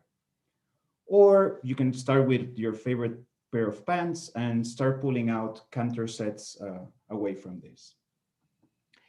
And so I would like to spend the first time of this talk telling you a little bit about where do we find this kind of objects in nature and what are the dynamical and group theoretical questions that are interesting regarding these objects. So the first place in nature where these things appear, it's something that I would like to show you now, is, well, the Wikipedia. And if you go to the Wikipedia and you look for something called the Loch Ness Monster surface, you will start seeing that these surfaces have a lot of funny names that were given a long time ago by people like Sullivan and Gies and so on. And so, for example, the Loch Ness Monster surface, it's the surface, the big surface that you get from adding infinitely many genus to the plane. The pictures here in the Wikipedia are not that nice. But well, you can see that there are some other surfaces like the Cantor tree surface. There's also a picture in the Wikipedia that it's not my favorite, but well, it's a Cantor tree surface. And the Cantor tree is this sphere from which you remove the Cantors and then pull it away. And well, you can go around in the Wikipedia to see what kind of objects these are and some of the math that is related to it. But being more serious, let me, in these Cantor tree surface entries in the Wikipedia, point out or bring your attention to a paper of Etienne Gies that gives you a more serious answer to the questions, where do these guys appear in nature? So this is one of my favorite papers. It's called The Topology of Generic Leaves. And what Gies tells you in this paper is, well, in big terms, basically, that when you're trying to solve, say, a complex differential equation or studying a holomorphic foliation on a compact space, on a compact manifold, and you don't have any compact solutions of this differential equation, then your typical solution is, well, a Riemann surface whose topology fits into a finite list. And this finite list is one of these 6 surfaces that you see here. So the theorem of Gies tells you that the generic solution of one of these differential equations, or generic leaf of a foliation, is actually either a plane, a cylinder, or one of these 4 big surfaces. So here you should recognize the Loch Ness monster that I was mentioning. It's just a plane to which you add infinitely many genus. But you also have these Cantor-like surfaces. So these are like spheres from which you pull out to infinity a Cantor set. And then either you start adding genus arbitrarily or not towards infinity. And this one here, where it's called Jacob's ladder, I'm not going to comment more on it. But what I want you to keep in mind here is that, well, they naturally appear when you're working with holomorphic foliations or complex differential equations. And actually, for the record, it was in this context where I found the first, encountered first big surfaces. Okay, but this is more a workshop on dynamics. So let me point out a different context on which big surfaces appear. And this is the context of polygonal billiards. So when you study, let me try to do this bigger. When you study a billiard inside a Euclidean polygon, there is a really nice geometrical trick, I will say, that translates the dynamics of your billiard ball inside your polygon into the dynamics of a linear flow inside what is called a translation surface. So translation surface is a surface on which change of coordinates are translations. And studying the billiard dynamics is the same as studying a linear flow in a translation surface. Here in the occurrence, I started with a really nice triangle, and the trick associates a genus 2 surface on which this billiard trajectory becomes this line. But in general, if you pick a triangle at random, the trick, this unfolding trick that I'm talking about, gives you a completely different picture to the one you're seeing now. Namely, the result that I want you to keep in mind is the following. If you pick a triangle at random and do the unfolding trick to study the billiard, then you will end up with a translation surface which is big. And it's actually going to be one of these infinite genus surfaces with one end, these Loch Ness monsters. So big surfaces appear naturally in the context of billiards. And in this direction, let me diverge a little bit to tell you what kind of problems interest me in the context of big translation surfaces. So these are big surfaces. And let me just recall you, well, we're going to consider a big translation surface, M. So it's a surface whose pi 1 is infinitely generated, and I recall the change of coordinates of the structure are translations. So associated to a big translation surface, there are two objects that I consider really interesting. The first one is a linear flow, because since change of coordinates are translations, you have a well-defined global notion of direction. And so you can consider the direction of a linear flow in direction theta. And sadly, I don't have the time to comment more, but I just want to say that there is a lot of interesting questions, typical questions like ergodicity, minimality regarding this flow for big translation surfaces, which we haven't been able to answer. And well, to connect a little bit more with the talk of Andrés Navas, I would like to focus my attention on groups. And so associated to a big translation surface, or in general to a translation surface, you have what is called the group of affine homeomorphisms. So what are these guys? These guys are homeomorphisms of your surface, which in the local coordinates given by the translation surface structure look like real affine maps.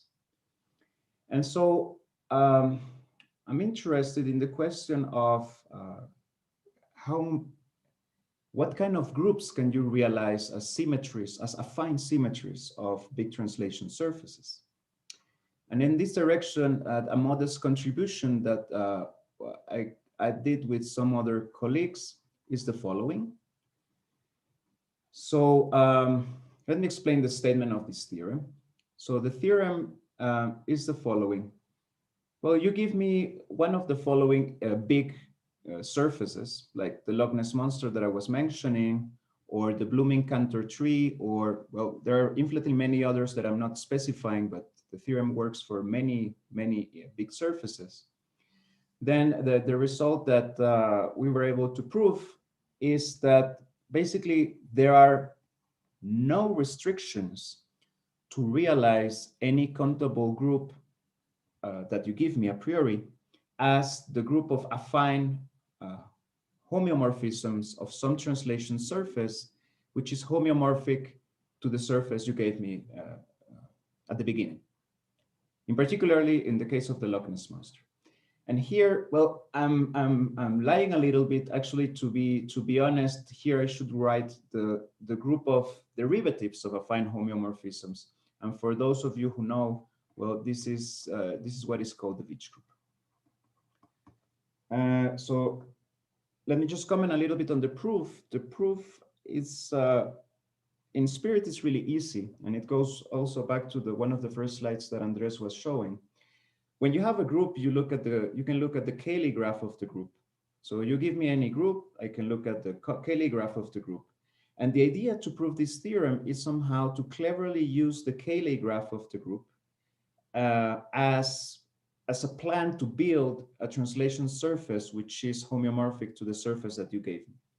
And of course, the large scale geometry of the group is going to intervene, but you can play around with things to stay in the topological type that you prescribe.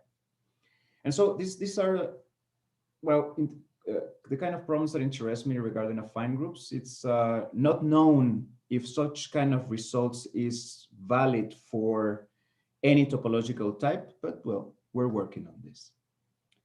So let me go back to now other places where big surfaces appear in nature. And for this, now I want to bring your attention to a really nice mathematical blog by Danny Calegari called The Geometry and the Imagination. And more precisely, I want your attention to be centered in a post that he wrote in 2009 concerning what are called big mapping class groups. And for the rest of the talk, I will be talking mostly about big mapping class groups. So before defining what a big mapping class group is, let me just summarize what this post is about. And this post, the whole thing about this post is somehow summarized by this example, which I'm not going to read, I'm just going to comment.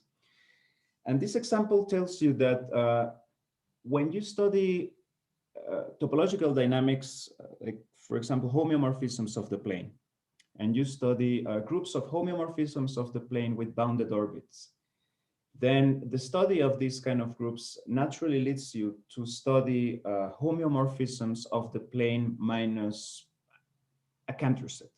I'm being a little bit imprecise here, but yeah, that's the idea. You start with a group of homeomorphisms with bounded orbits, and by doing whatever is written in this paragraph that you can read later on, then you're led to study homeomorphisms of the plane minus a Cantor set. And what is the plane minus a Cantor set? Well, it's a big surface. So with this in mind, let me introduce big mapping class groups and the kind of questions that interest me regarding big mapping class groups. So we leave the world of translation surfaces, and now we are going towards the world of big mapping class groups. So let me just recall, when you have a surface S, sorry, let me just change this to black.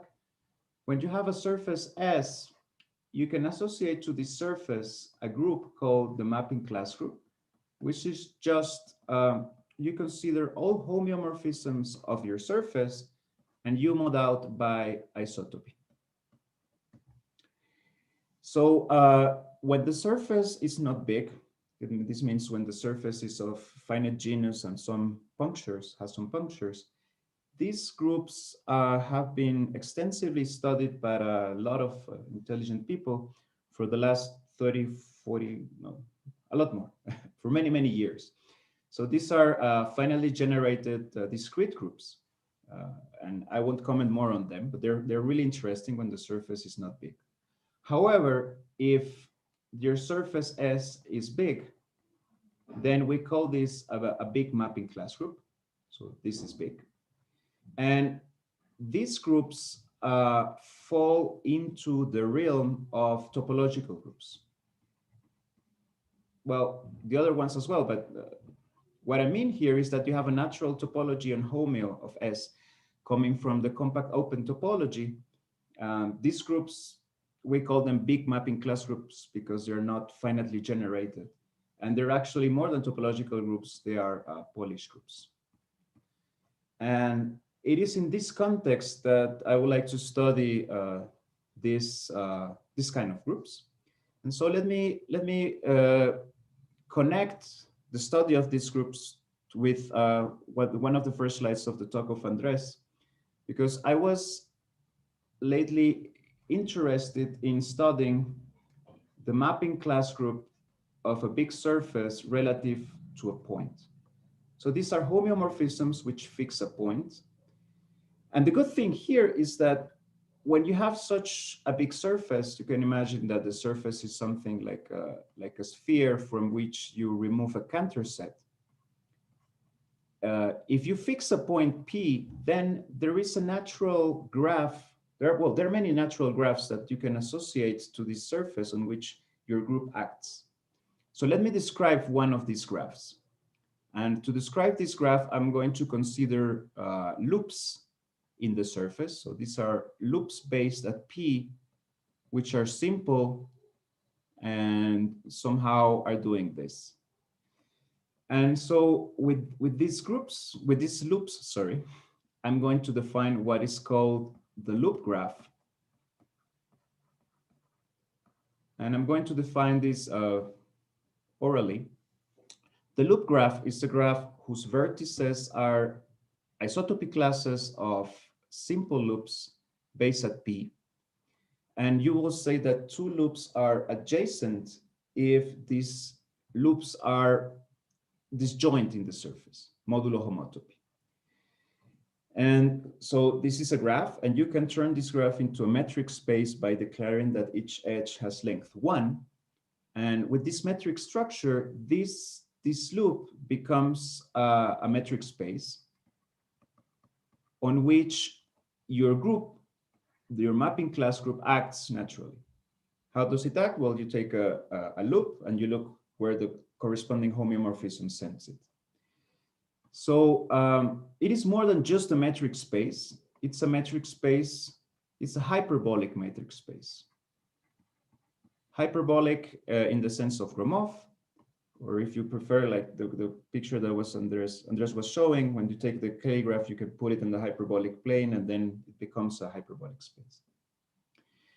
And so this is really nice because this is the context on which you can apply the standard tools of geometric group theory to deduce properties about the group that you didn't know before. And in this direction, one of our modern recent contribution is the following. So before reading the theorem, let me just comment a little bit on the context.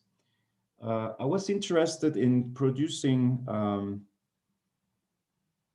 homeomorphisms of the surface for which this action was somehow interesting. So more precisely, I was trying to produce analogs of a type of homeomorphism of not big surfaces, which are called pseudo-Nosov homeomorphisms, which are by large the most interesting class of homeomorphisms of not big surfaces. And so there are many ways to construct pseudo-Nosov homeomorphisms. And one of the first that one learns is a construction by Thurston, which uses multi-twist on multi-curves. But I'm not coming on more on Thurston's construction. What I want to transmit with this theorem is that this construction of Thurston can be carried out also in the context of big surfaces.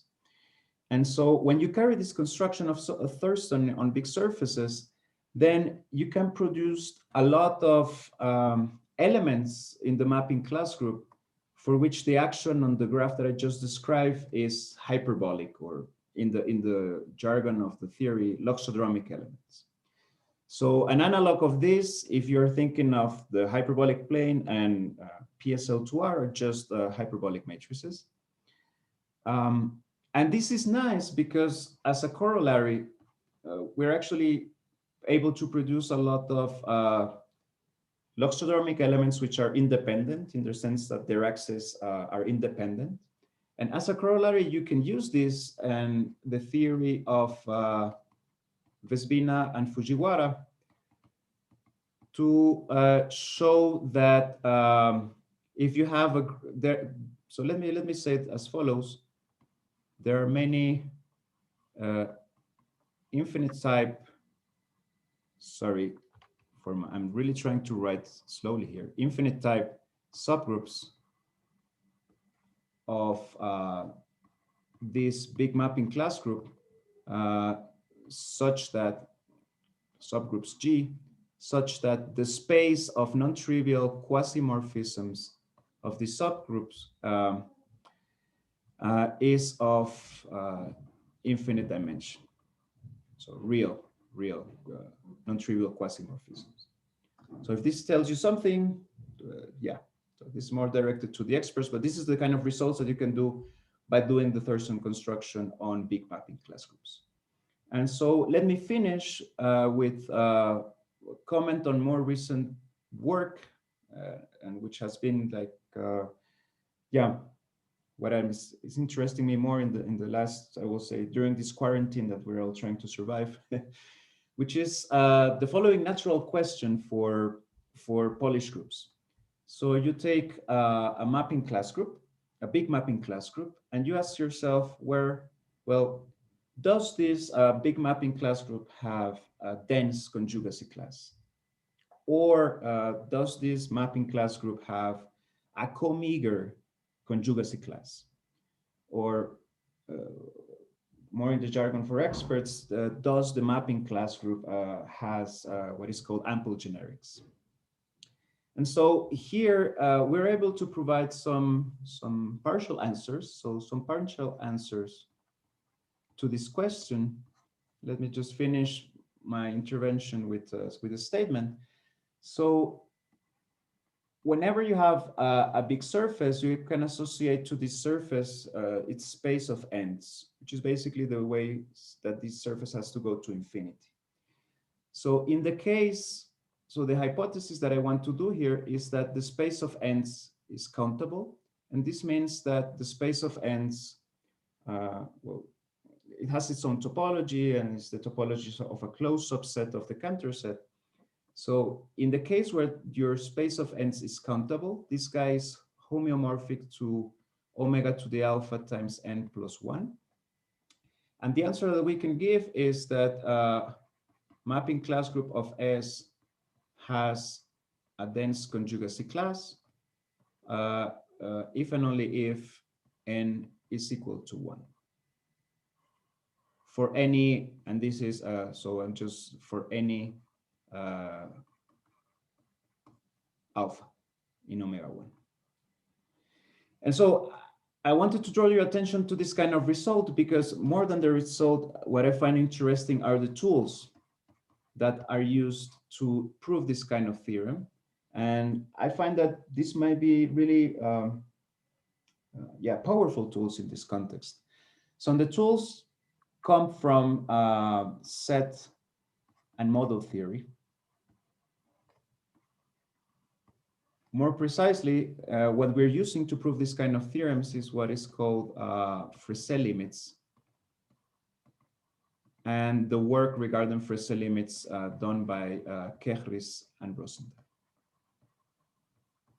So I find really interesting that, before this I was a non-believer on set theory, but now I find that it has really powerful and simple ideas that can be applied to the context of big mapping class groups.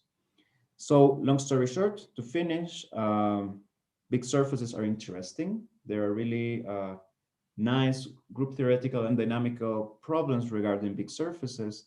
And for you all that are listening to me now, if you encounter big surfaces in your research, then contact me and let's try to see what we can do about it. Thank you very much for your attention.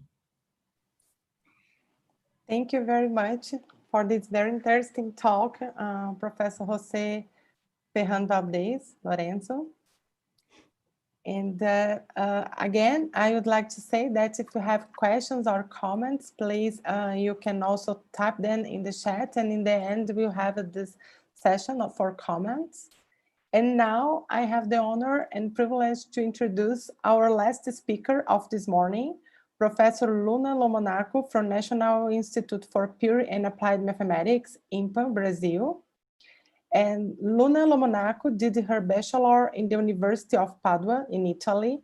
She spent the third year in the University of Barcelona, supported by an Erasmus scholarship where she stayed to study her master. Lomonaco did her PhD in Roskilde University under the supervision of Karsten Peterson. During her PhD, she spent a semester in Toulouse with Pascale Hoesk. After her PhD, she spent a semester at the Chinese Academy of Sciences in Beijing and a couple of months in Stony Brook, United States. Lomonaco arrived in São Paulo on April 2014 to do a postdoc with FAPESP scholarship. In 2016, she became assistant professor at the University of São Paulo. In 2020, she moved and became researcher from IMPA. In 2018, Lomonaco won the prize for women in sciences awarded by L'Oréal, UNESCO, and Brazilian Academy of Sciences at the category of mathematics. She also won the grant from Serrapilheira Institute and the prize from Brazilian Mathematical Society in 2019. And very recently, she won the Umalca Prize. So she will talk today about the Mandelbrot set and its satellite copies. So thank you very much, Luna. You can share your screen. Thank you very much, Jacqueline, for the very nice introduction and for the invitation. It's a pleasure to be here in São Paulo, sharing with you this talk.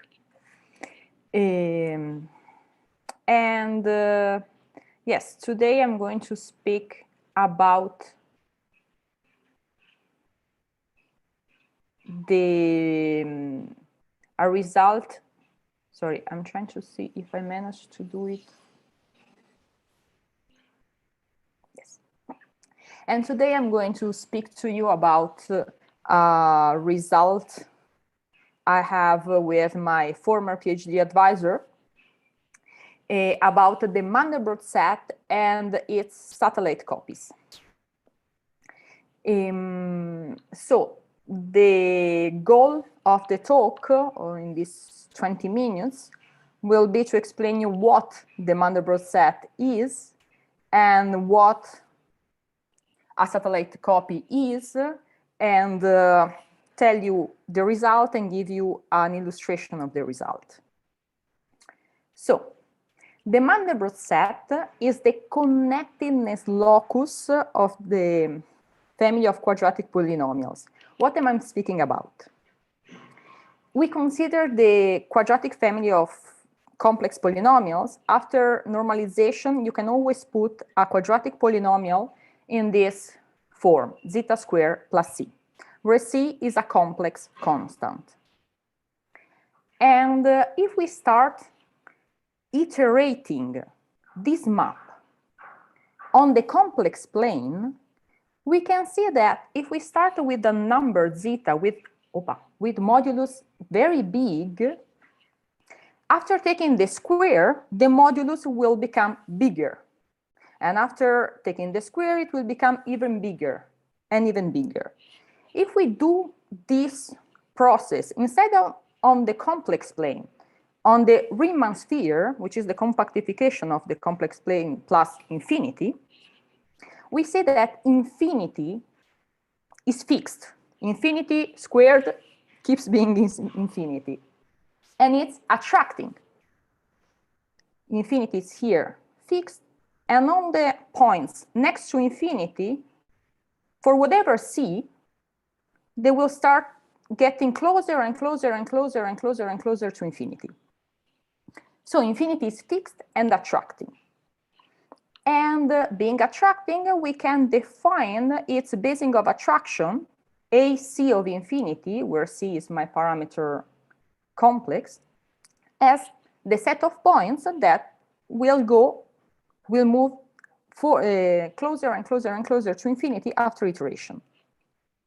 So in this set, we can define the field Julia set for a polynomial, Kc, to be the set of points that do not go to infinity, the ones with bounded orbit.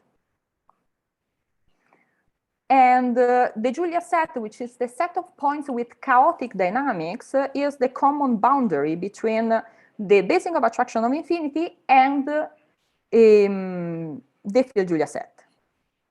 So let's make some example. Here, this is the complex plane. This is 0, and this is 1. And in black is the unit disk. Opala. And here we started iterating the map zeta square. And we see that if we take whatever complex number with modulus bigger than 1, if we start iterating, the module becomes bigger and bigger and bigger and bigger. So the complement of the closed unit disk belongs to the basing of attraction of infinity.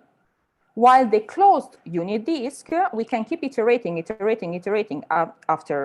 under zeta square, and it's still mapped to the closed unit disk. So the closed unit disk here in black is the field in Julia set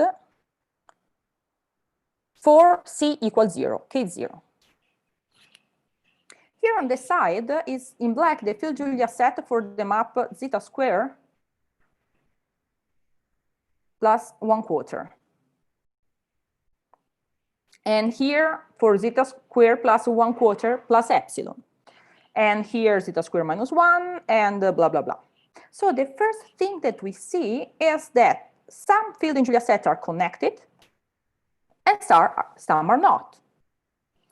And then we can define the Mandelbrot set to be the set of parameters C for which the field Julia set Kc of the polynomial associated to zeta square plus C is connected. And this is our Mandelbrot set. This is a set of parameters, C, and for every parameter we have a field in Julia set. So 0 lives here, 1/4 lives here, 1/4 plus epsilon lives outside, minus 1 lives here, this guy lives here up. Okay. So how is done the Mandelbrot set? Well, zeta square plus C has two finite fixed points. And we called one the alpha fixed point and the other one the beta fixed point. The beta fixed point is always repelling. But at this point, the alpha fixed point changes. And this set is the set of parameters C for which the alpha fixed point is attracting. These balls attached to this set, which looks like a cardio, are the set of parameters for which we have an attracting cycle of period 3, 2, 5, depending on the ball. And as we move the parameter from here to here, what happens is that here on 0, I have zeta square, and on the boundary, I have an orbit, a repelling periodic orbit of period 3, which sits more or less here. And what happens when we go farther and farther and farther in this direction is that this orbit falls in love with the alpha fixed point, which is here, until at this point, they become 1. Here, the field Julia set became pa, pa, pa. While here in between, we had something like, and this point becomes parabolic. Then when we keep going up, here, my alpha fixed point becomes repelling, while the cycle becomes attracting. So this goes here, and then there, and then there, and the basing of attraction will be all these components. Something important is that there are two balls with this ball here also has a tree.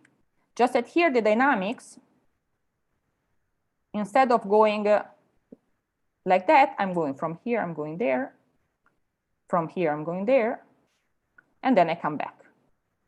So for every Q, I have Q minus 1 little balls attached, where I have a attracting periodic orbit of period Q. Okay. And when we start zooming on the Mandelbrot set, something wonderful and super interesting that we see is that there exist copies of the Mandelbrot set inside the Mandelbrot set. For example, if we zoom here, we see this. And this looks like the Mandelbrot set, the whole Mandelbrot set. It just misses the cusp here. But for the rest, if we forget about, let's say, a neighborhood of the cusp, what we see is pretty similar. Then we can zoom again here, and we see this guy, which really looks like the Mandelbrot set. It even has a cusp. The presence of these copies, apparent copies of the Mandelbrot set, are explained by the theory of polynomial-like mappings. But right now, I would like to make a distinction between these apparent copies with cusp, which are called primitives, and without cusp, which are called satellite. So why are they? Well, their presence is explained by the theory of polynomial-like mappings. The theory of polynomial-like mapping is a super powerful theory in complex dynamics. It developed by Dwyer and Hubbard in 1985. And what is a polynomial-like mapping? As the name suggests, is a polynomial that behaves, is a map that behaves like a polynomial on a neighborhood of its field-Julia set. So we just say that the field-Julia set for a polynomial is the complement of the basing of attraction of infinity. So if we take a disk about my field-Julia set, U, and I take the preimage under my polynomial, U prime, the preimage is compactly contained in the image. And my polynomial sends domain to codomain properly holomorphically with some degree, in this case 2. Well, a polynomial-like mapping is a map that behaves like this. More formally, is a triple with a domain, U prime, a codomain, U, and a map sending U prime to U nicely. And the field-Julia set are the set of points that do not leave U prime. And why am I speaking about that? Because Dwyer and Hubbard proved that if you have a polynomial-like mapping, this is conjugate around the field-Julia set to the field-Julia set of a polynomial. And this polynomial is unique if the field-Julia set is connected. And this allows us to have a map, this induces a map between the connectedness locus of a family of polynomial-like mapping and the Mandelbrot set. And this is dynamical. If I go from one point to the other, these points are conjugated. Let's make some example of this. What am I speaking about? Well, basically the theorem tells you that, you remember that here we made a zoom and we saw this. Well, this is the connectedness locus of a family of polynomial-like mapping of degree 2. If we zoom here, we see this guy. And you see that basically you see a bench of copy of this guy just inside a tree. Actually, you can take a polynomial-like restriction here. So this guy is conjugate to this guy. Then if you click here, we see this guy, which looks like a bunch of copies of this guy in a tree, and so on. So this is the connectedness locus of a family of polynomial-like mapping. I could click everywhere here, and you will see the tree with inside the field Julia set of the correspondent guy here. Gwady Hubbard proved that there is a homeomorphism between this guy and this guy, such that if I send this point, let's say x, to this point, which is here, let's say chi of x, there is a restriction of the dynamical plane of x and of chi of x where the maps are conjugated. And Ljubich proved something important, which is that this homeomorphism is quasi-conformal. What am I saying? Okay, after you say that you have a homeomorphism, you would like to know something about the geometry. Okay, this is a copy of the Mandelbrot set. This looks like the Mandelbrot set. And there is a homeomorphism between this one and this one. Nice. What about the shape? So when we speak about shape, we would like to find something diffeomorph, a diffeo, so in this case, conformal. And for technical reason, there is no hope for this to be true. So the best thing we can ask for is our homeomorphism to be quasi-conformal. A quasi-conformal map is an almost differentiable map, differentiable almost every point, which if a conformal map respects angle, a quasi-conformal map almost respects angle. So Ljubich proved that this homeo is quasi-conformal. Nice. Now, what happens in the case where we didn't have the cusp with the satellite copies? Well, if you have a satellite, this is a satellite copy, you can prove that actually this is the connectedness locus of the family of polynomial-like mapping, but this point, which is called the root, which is the parabolic point where the copy meets the Cargios, that's not part of the copy. Why? Because you cannot take a polynomial-like restriction there. There are technical problems. Because there is your parabolic point that complicates your life. If you take, here there is the center of that guy, and this component goes to this component, that goes to this component. And if we take the third iterate of the map from this component to this component, we can take a polynomial-like restriction by take a little neighborhood of this here and then look the pre-image. Because everything outside will go to infinity and everything outside here will go to the fixed points. But the problem is that the attracting orbit. But this attracting orbit gets closer and closer and closer and closer. So at the limit here, if we take a neighborhood of the set and we look at the third iterate pre-image, on this side, it's fine because we have the basing of attraction of infinity, but here it's a parabolic fixed point, and this is the basing of attraction. So here you will do blah and blah. And then you don't have a polynomial-like mapping. And then you cry because your theory really breaks completely at this point, and it's something like, oh my God, what I do? And Gwady and Hubbard say, well, whatever, we just forget about the neighborhood of the root, and for the rest, everything works. And Ljubich arrives and say, well, whatever, we just forget about the neighborhood of the root, and my homeomorphism is still quasi-conformal. From the copy, but a neighborhood of this point that is annoying, to that, but a neighborhood of this point, because there is no way that we can straight quasi-conformally a cusp. And so it's something like, nice. And then Nysinski came and said, well, I mean, we actually can extend this homeomorphism to the root. Just it's not dynamical anymore. The root point is not conjugated to the root point there, but as a homeo, we can extend it.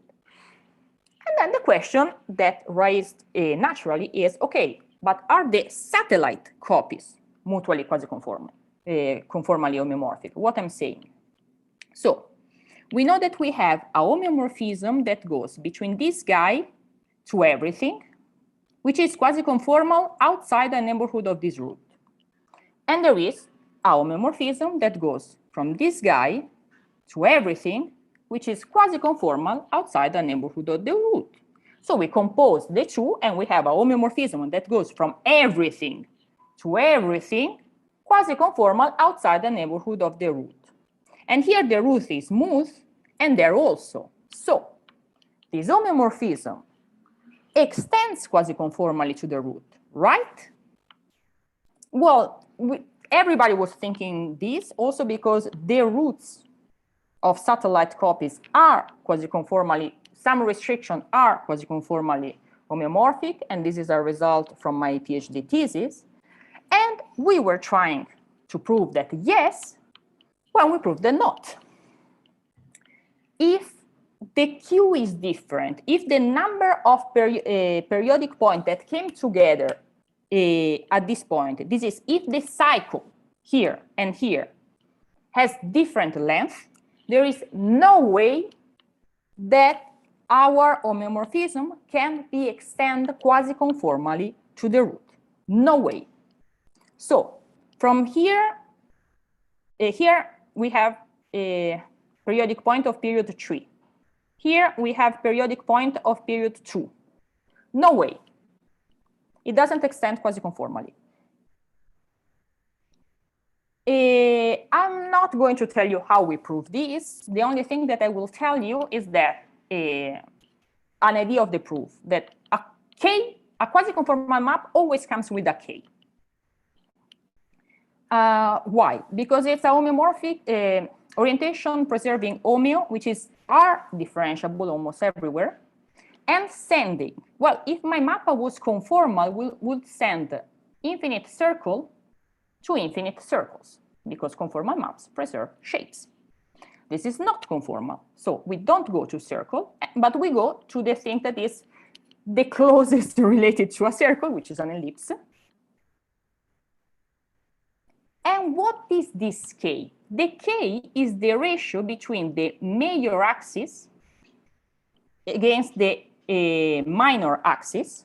If this is L and this is M, K, it's L over M.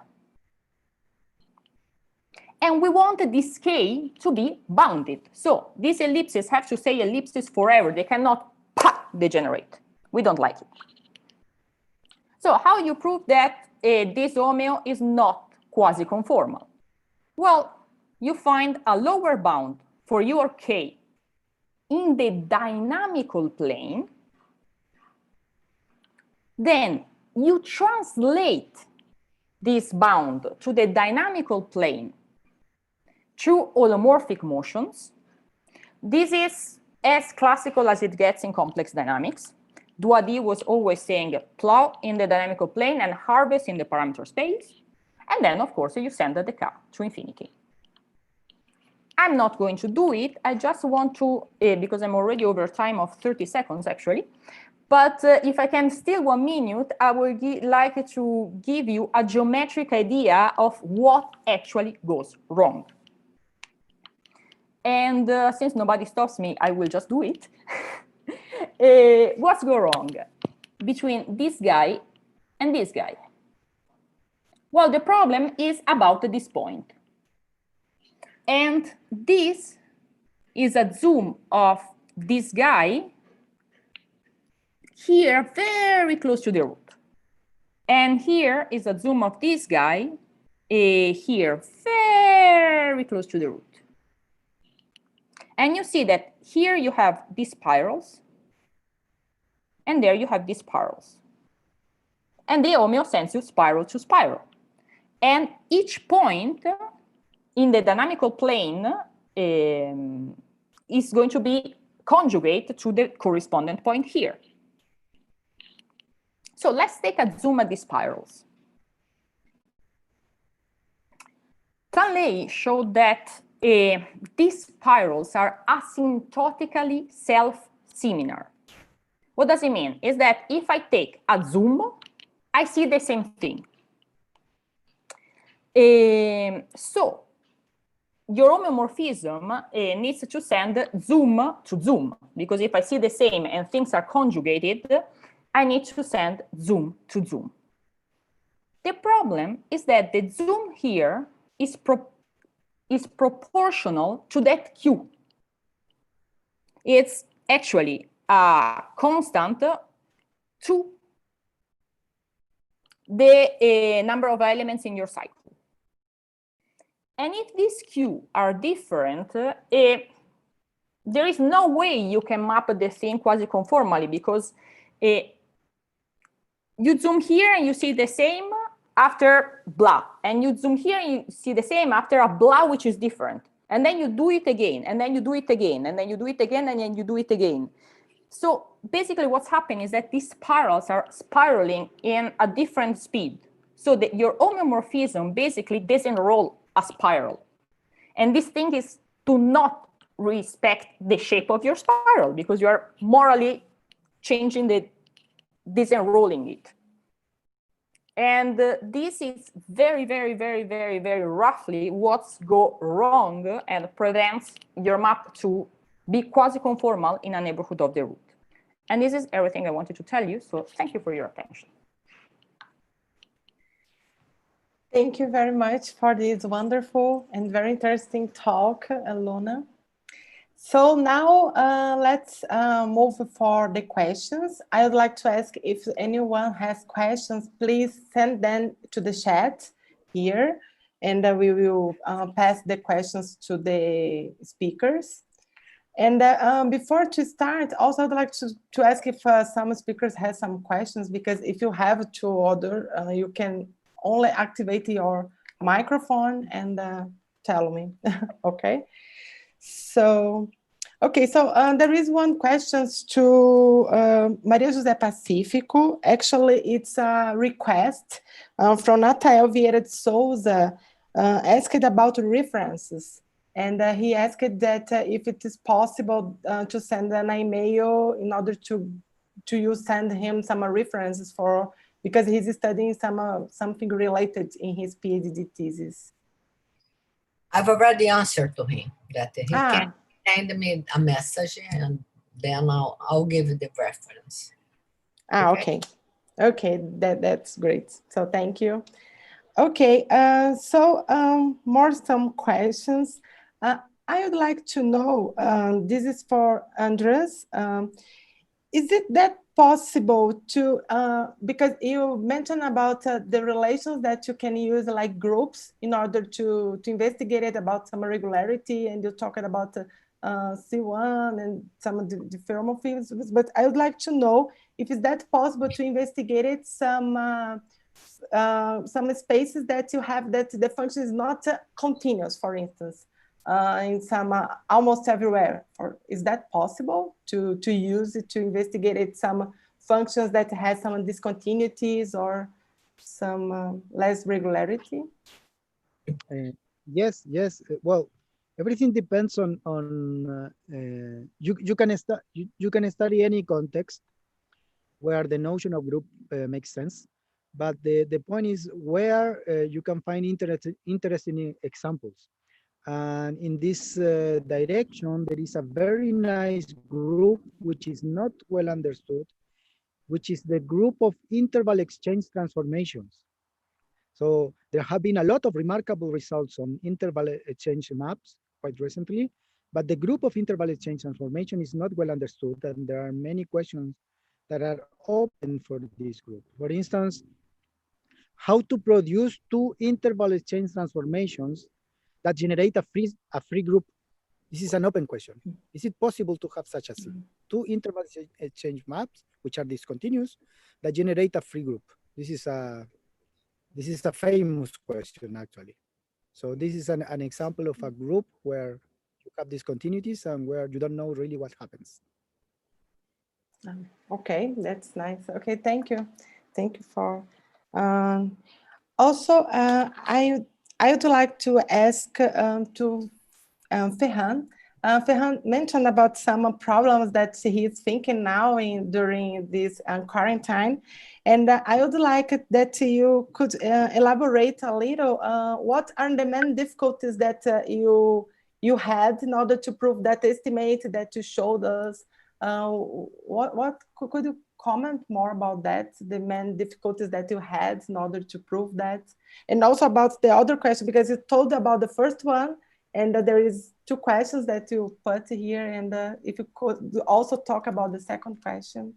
Yes, so I will say the main difficulty was to understand set theory. I was completely known to set theory. Yeah, it was completely new to me. But to be more precise, I think the main technical difficulty is the following. When you study groups, you take, usually you look for a hyperbolic space on which the group acts. And for the whole theory that allows us to answer the questions on whether there is a dense conjugacy class or not to work, you need the following condition. You need all actions of this group on, let me say this properly. Yeah, you need all automorphisms of the hyperbolic space that you're considering, even locally defined automorphisms, to come from a global one.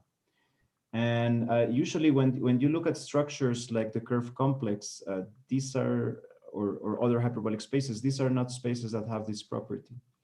And so you need to make a changement of these spaces, which is classical in set theory, but it was difficult to adapt to curve complexes or loop graphs or so on. And this is what took us more time to be precise, to find the correct ultra homogeneous hyperbolic space on which we can study the group action. So this answers maybe your first question, and I'm trying to remember the second question is regarding my second question, or I'm lost. Yes. Now. Yeah, exactly. I'd like to know, about the second one that you brought us. Well, the second one, so the thing that we're trying to understand is whether there is this thing called a generic automorphism for the curve complex, or a generic morphism for the mapping class group, and a generic element. And so this boils down to the question of whether you have this property of having really big conjugacy classes, and big in the sense of category theory, of Baire theory. So we can give some answers, but let me just give you a global answer. We think that big mapping class groups are not nice in the sense that they would probably won't have big conjugacy classes. So we are actually suspecting that if you have a big mapping class group and you look at the conjugacy class, most of these conjugacy classes won't be will be nowhere dense. And so this is telling you that your big mapping class group is, in the language of ample generics, not a nice group, but you can still study it from some other perspectives. So I hope this answered your question. Yes, thank you, Ferrán. Thank you for this explanation. Also, I would like to ask to Maria José Pacifico. I found very interesting about this Hausdorff that I mentioned, and I saw that to overcome the difficulty to prove it for strictly greater than 2, you needed to change some hypotheses and so on. And I would like to know about, is that possible to prove some similar for like discrete versions, and what continues open in that theory? Because I saw that you prove it for a big large set of possibilities, and I would like to know if it's still some open questions in that direction, and if there is some research about the discrete, and yeah. Okay. You know that indeed everything that I know about the discrete things comes from the continuous flow. Indeed, I just enter in the discrete dynamics because I like flows, and flows also have some cross section that you can just cut the one direction and working in a space of one less dimension. Okay. Then about the Hausdorff dimension, indeed, I don't know much, but I know that in the direction to prove it, considering Lorenz attractors and so on, there is one question, which is, I don't know if I think that it is true, is to extend that result to what is called the singular hyperbolic flows or attractors. And this means that you have a flow or an attractor, and you have more than one singularity. Remember that for the Lorenz attractor, you have just one. Then you increase the name of singularities in such a way that all of them are attached to the attractor, in the sense that you cannot forget about it. They are included in the dynamics that you are studying. This kind of attractor is called nowadays either Lorenz-like attractors or singular hyperbolic attractors. And if you start to prove with two singularities, that result about the one-dimensional map should be more precise. The way it was for one singularity is not true for two singularities. And the hypothesis you have to put is about the derivative, the increase of the function, the one-dimensional map. And to put with the derivative should be bigger than the golden number. There is something like that. Otherwise, it's okay. We could not prove that that map is transitive. That is really the first part in everything that we study, because as I tried to say during the talk, is that I have a flow in 3 dimensions, and then I have a cross-section, and then a 2-dimensional map associated, which is the first return map.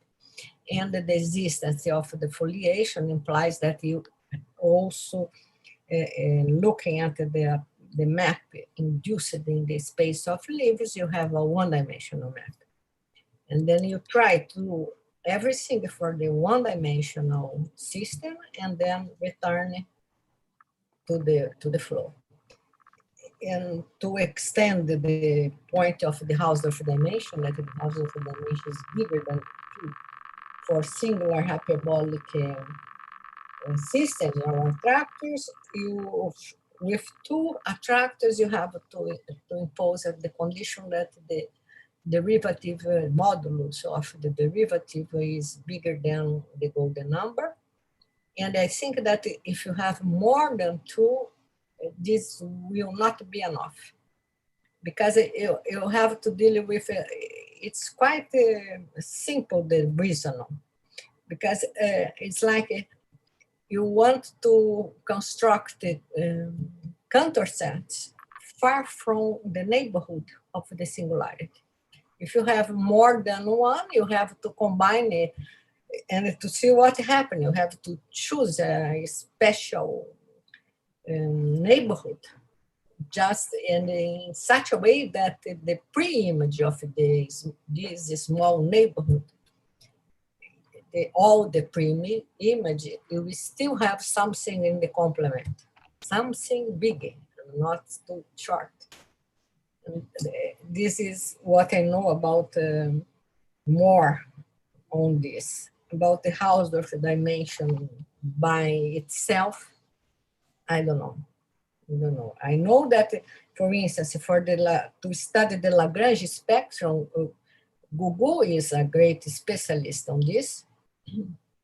And indeed, it can be proved that the initial part of the Lagrange spectrum is discrete up to minus infinity to 3 is discrete.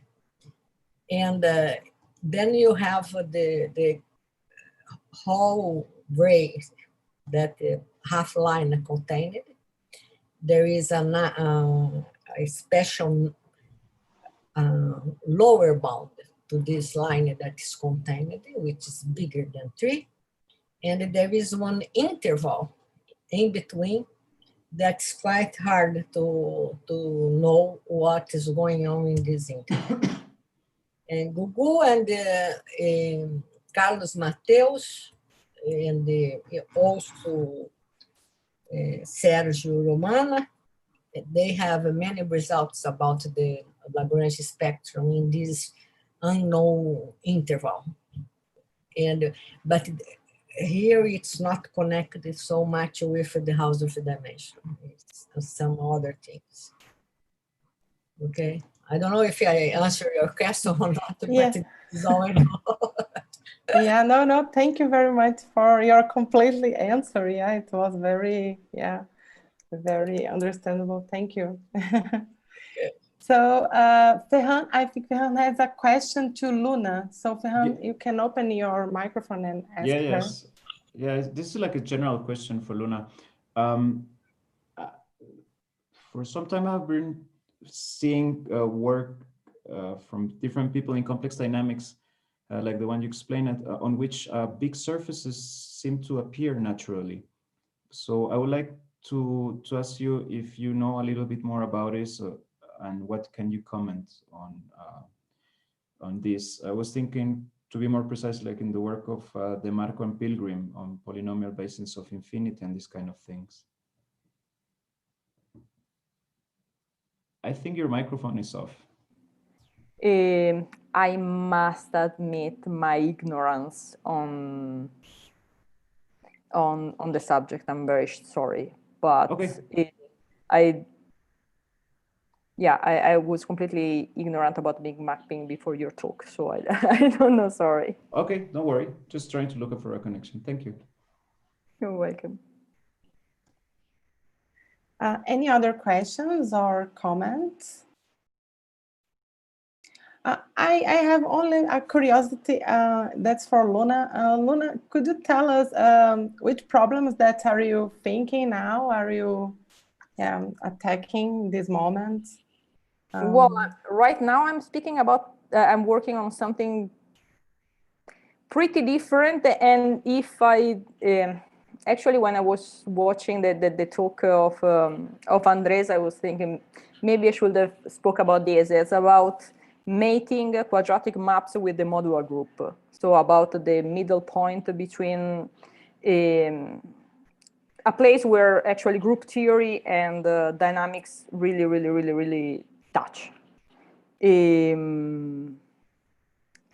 But yes, I thought about speaking about the Mandelbrot set as it seems to me a little bit easier, to introduce just one object than to introduce 55 in 20 minutes. And even like that, I went over time. So, but yeah, it's. I'm still speaking about. I'm still working about the Mandelbrot set. I'm trying to figure out whether the satellite. Well, I told you that the satellite copies that derive from where Q is the number of points in the periodic orbits.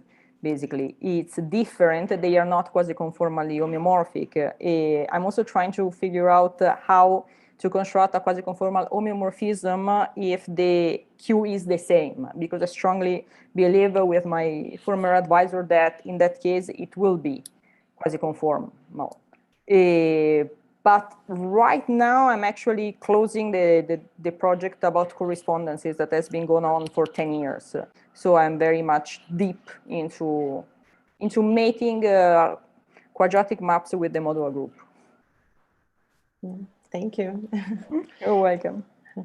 Okay, so any other questions or no?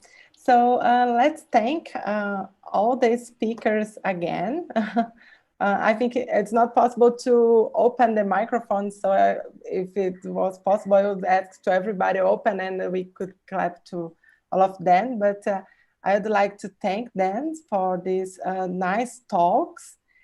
And also I'd like to thank them to accept to participate on this event and for their remarkable contributions. It was a great pleasure to all of us to have their presence here, so thank you. Also, I'd like to thank the audience for participating on this important initiative, and also to thank the Young Affiliate Network from TWICE, the Young Academy of Argentina and Brazilian Academy of Sciences for all their support to organize this virtual workshop.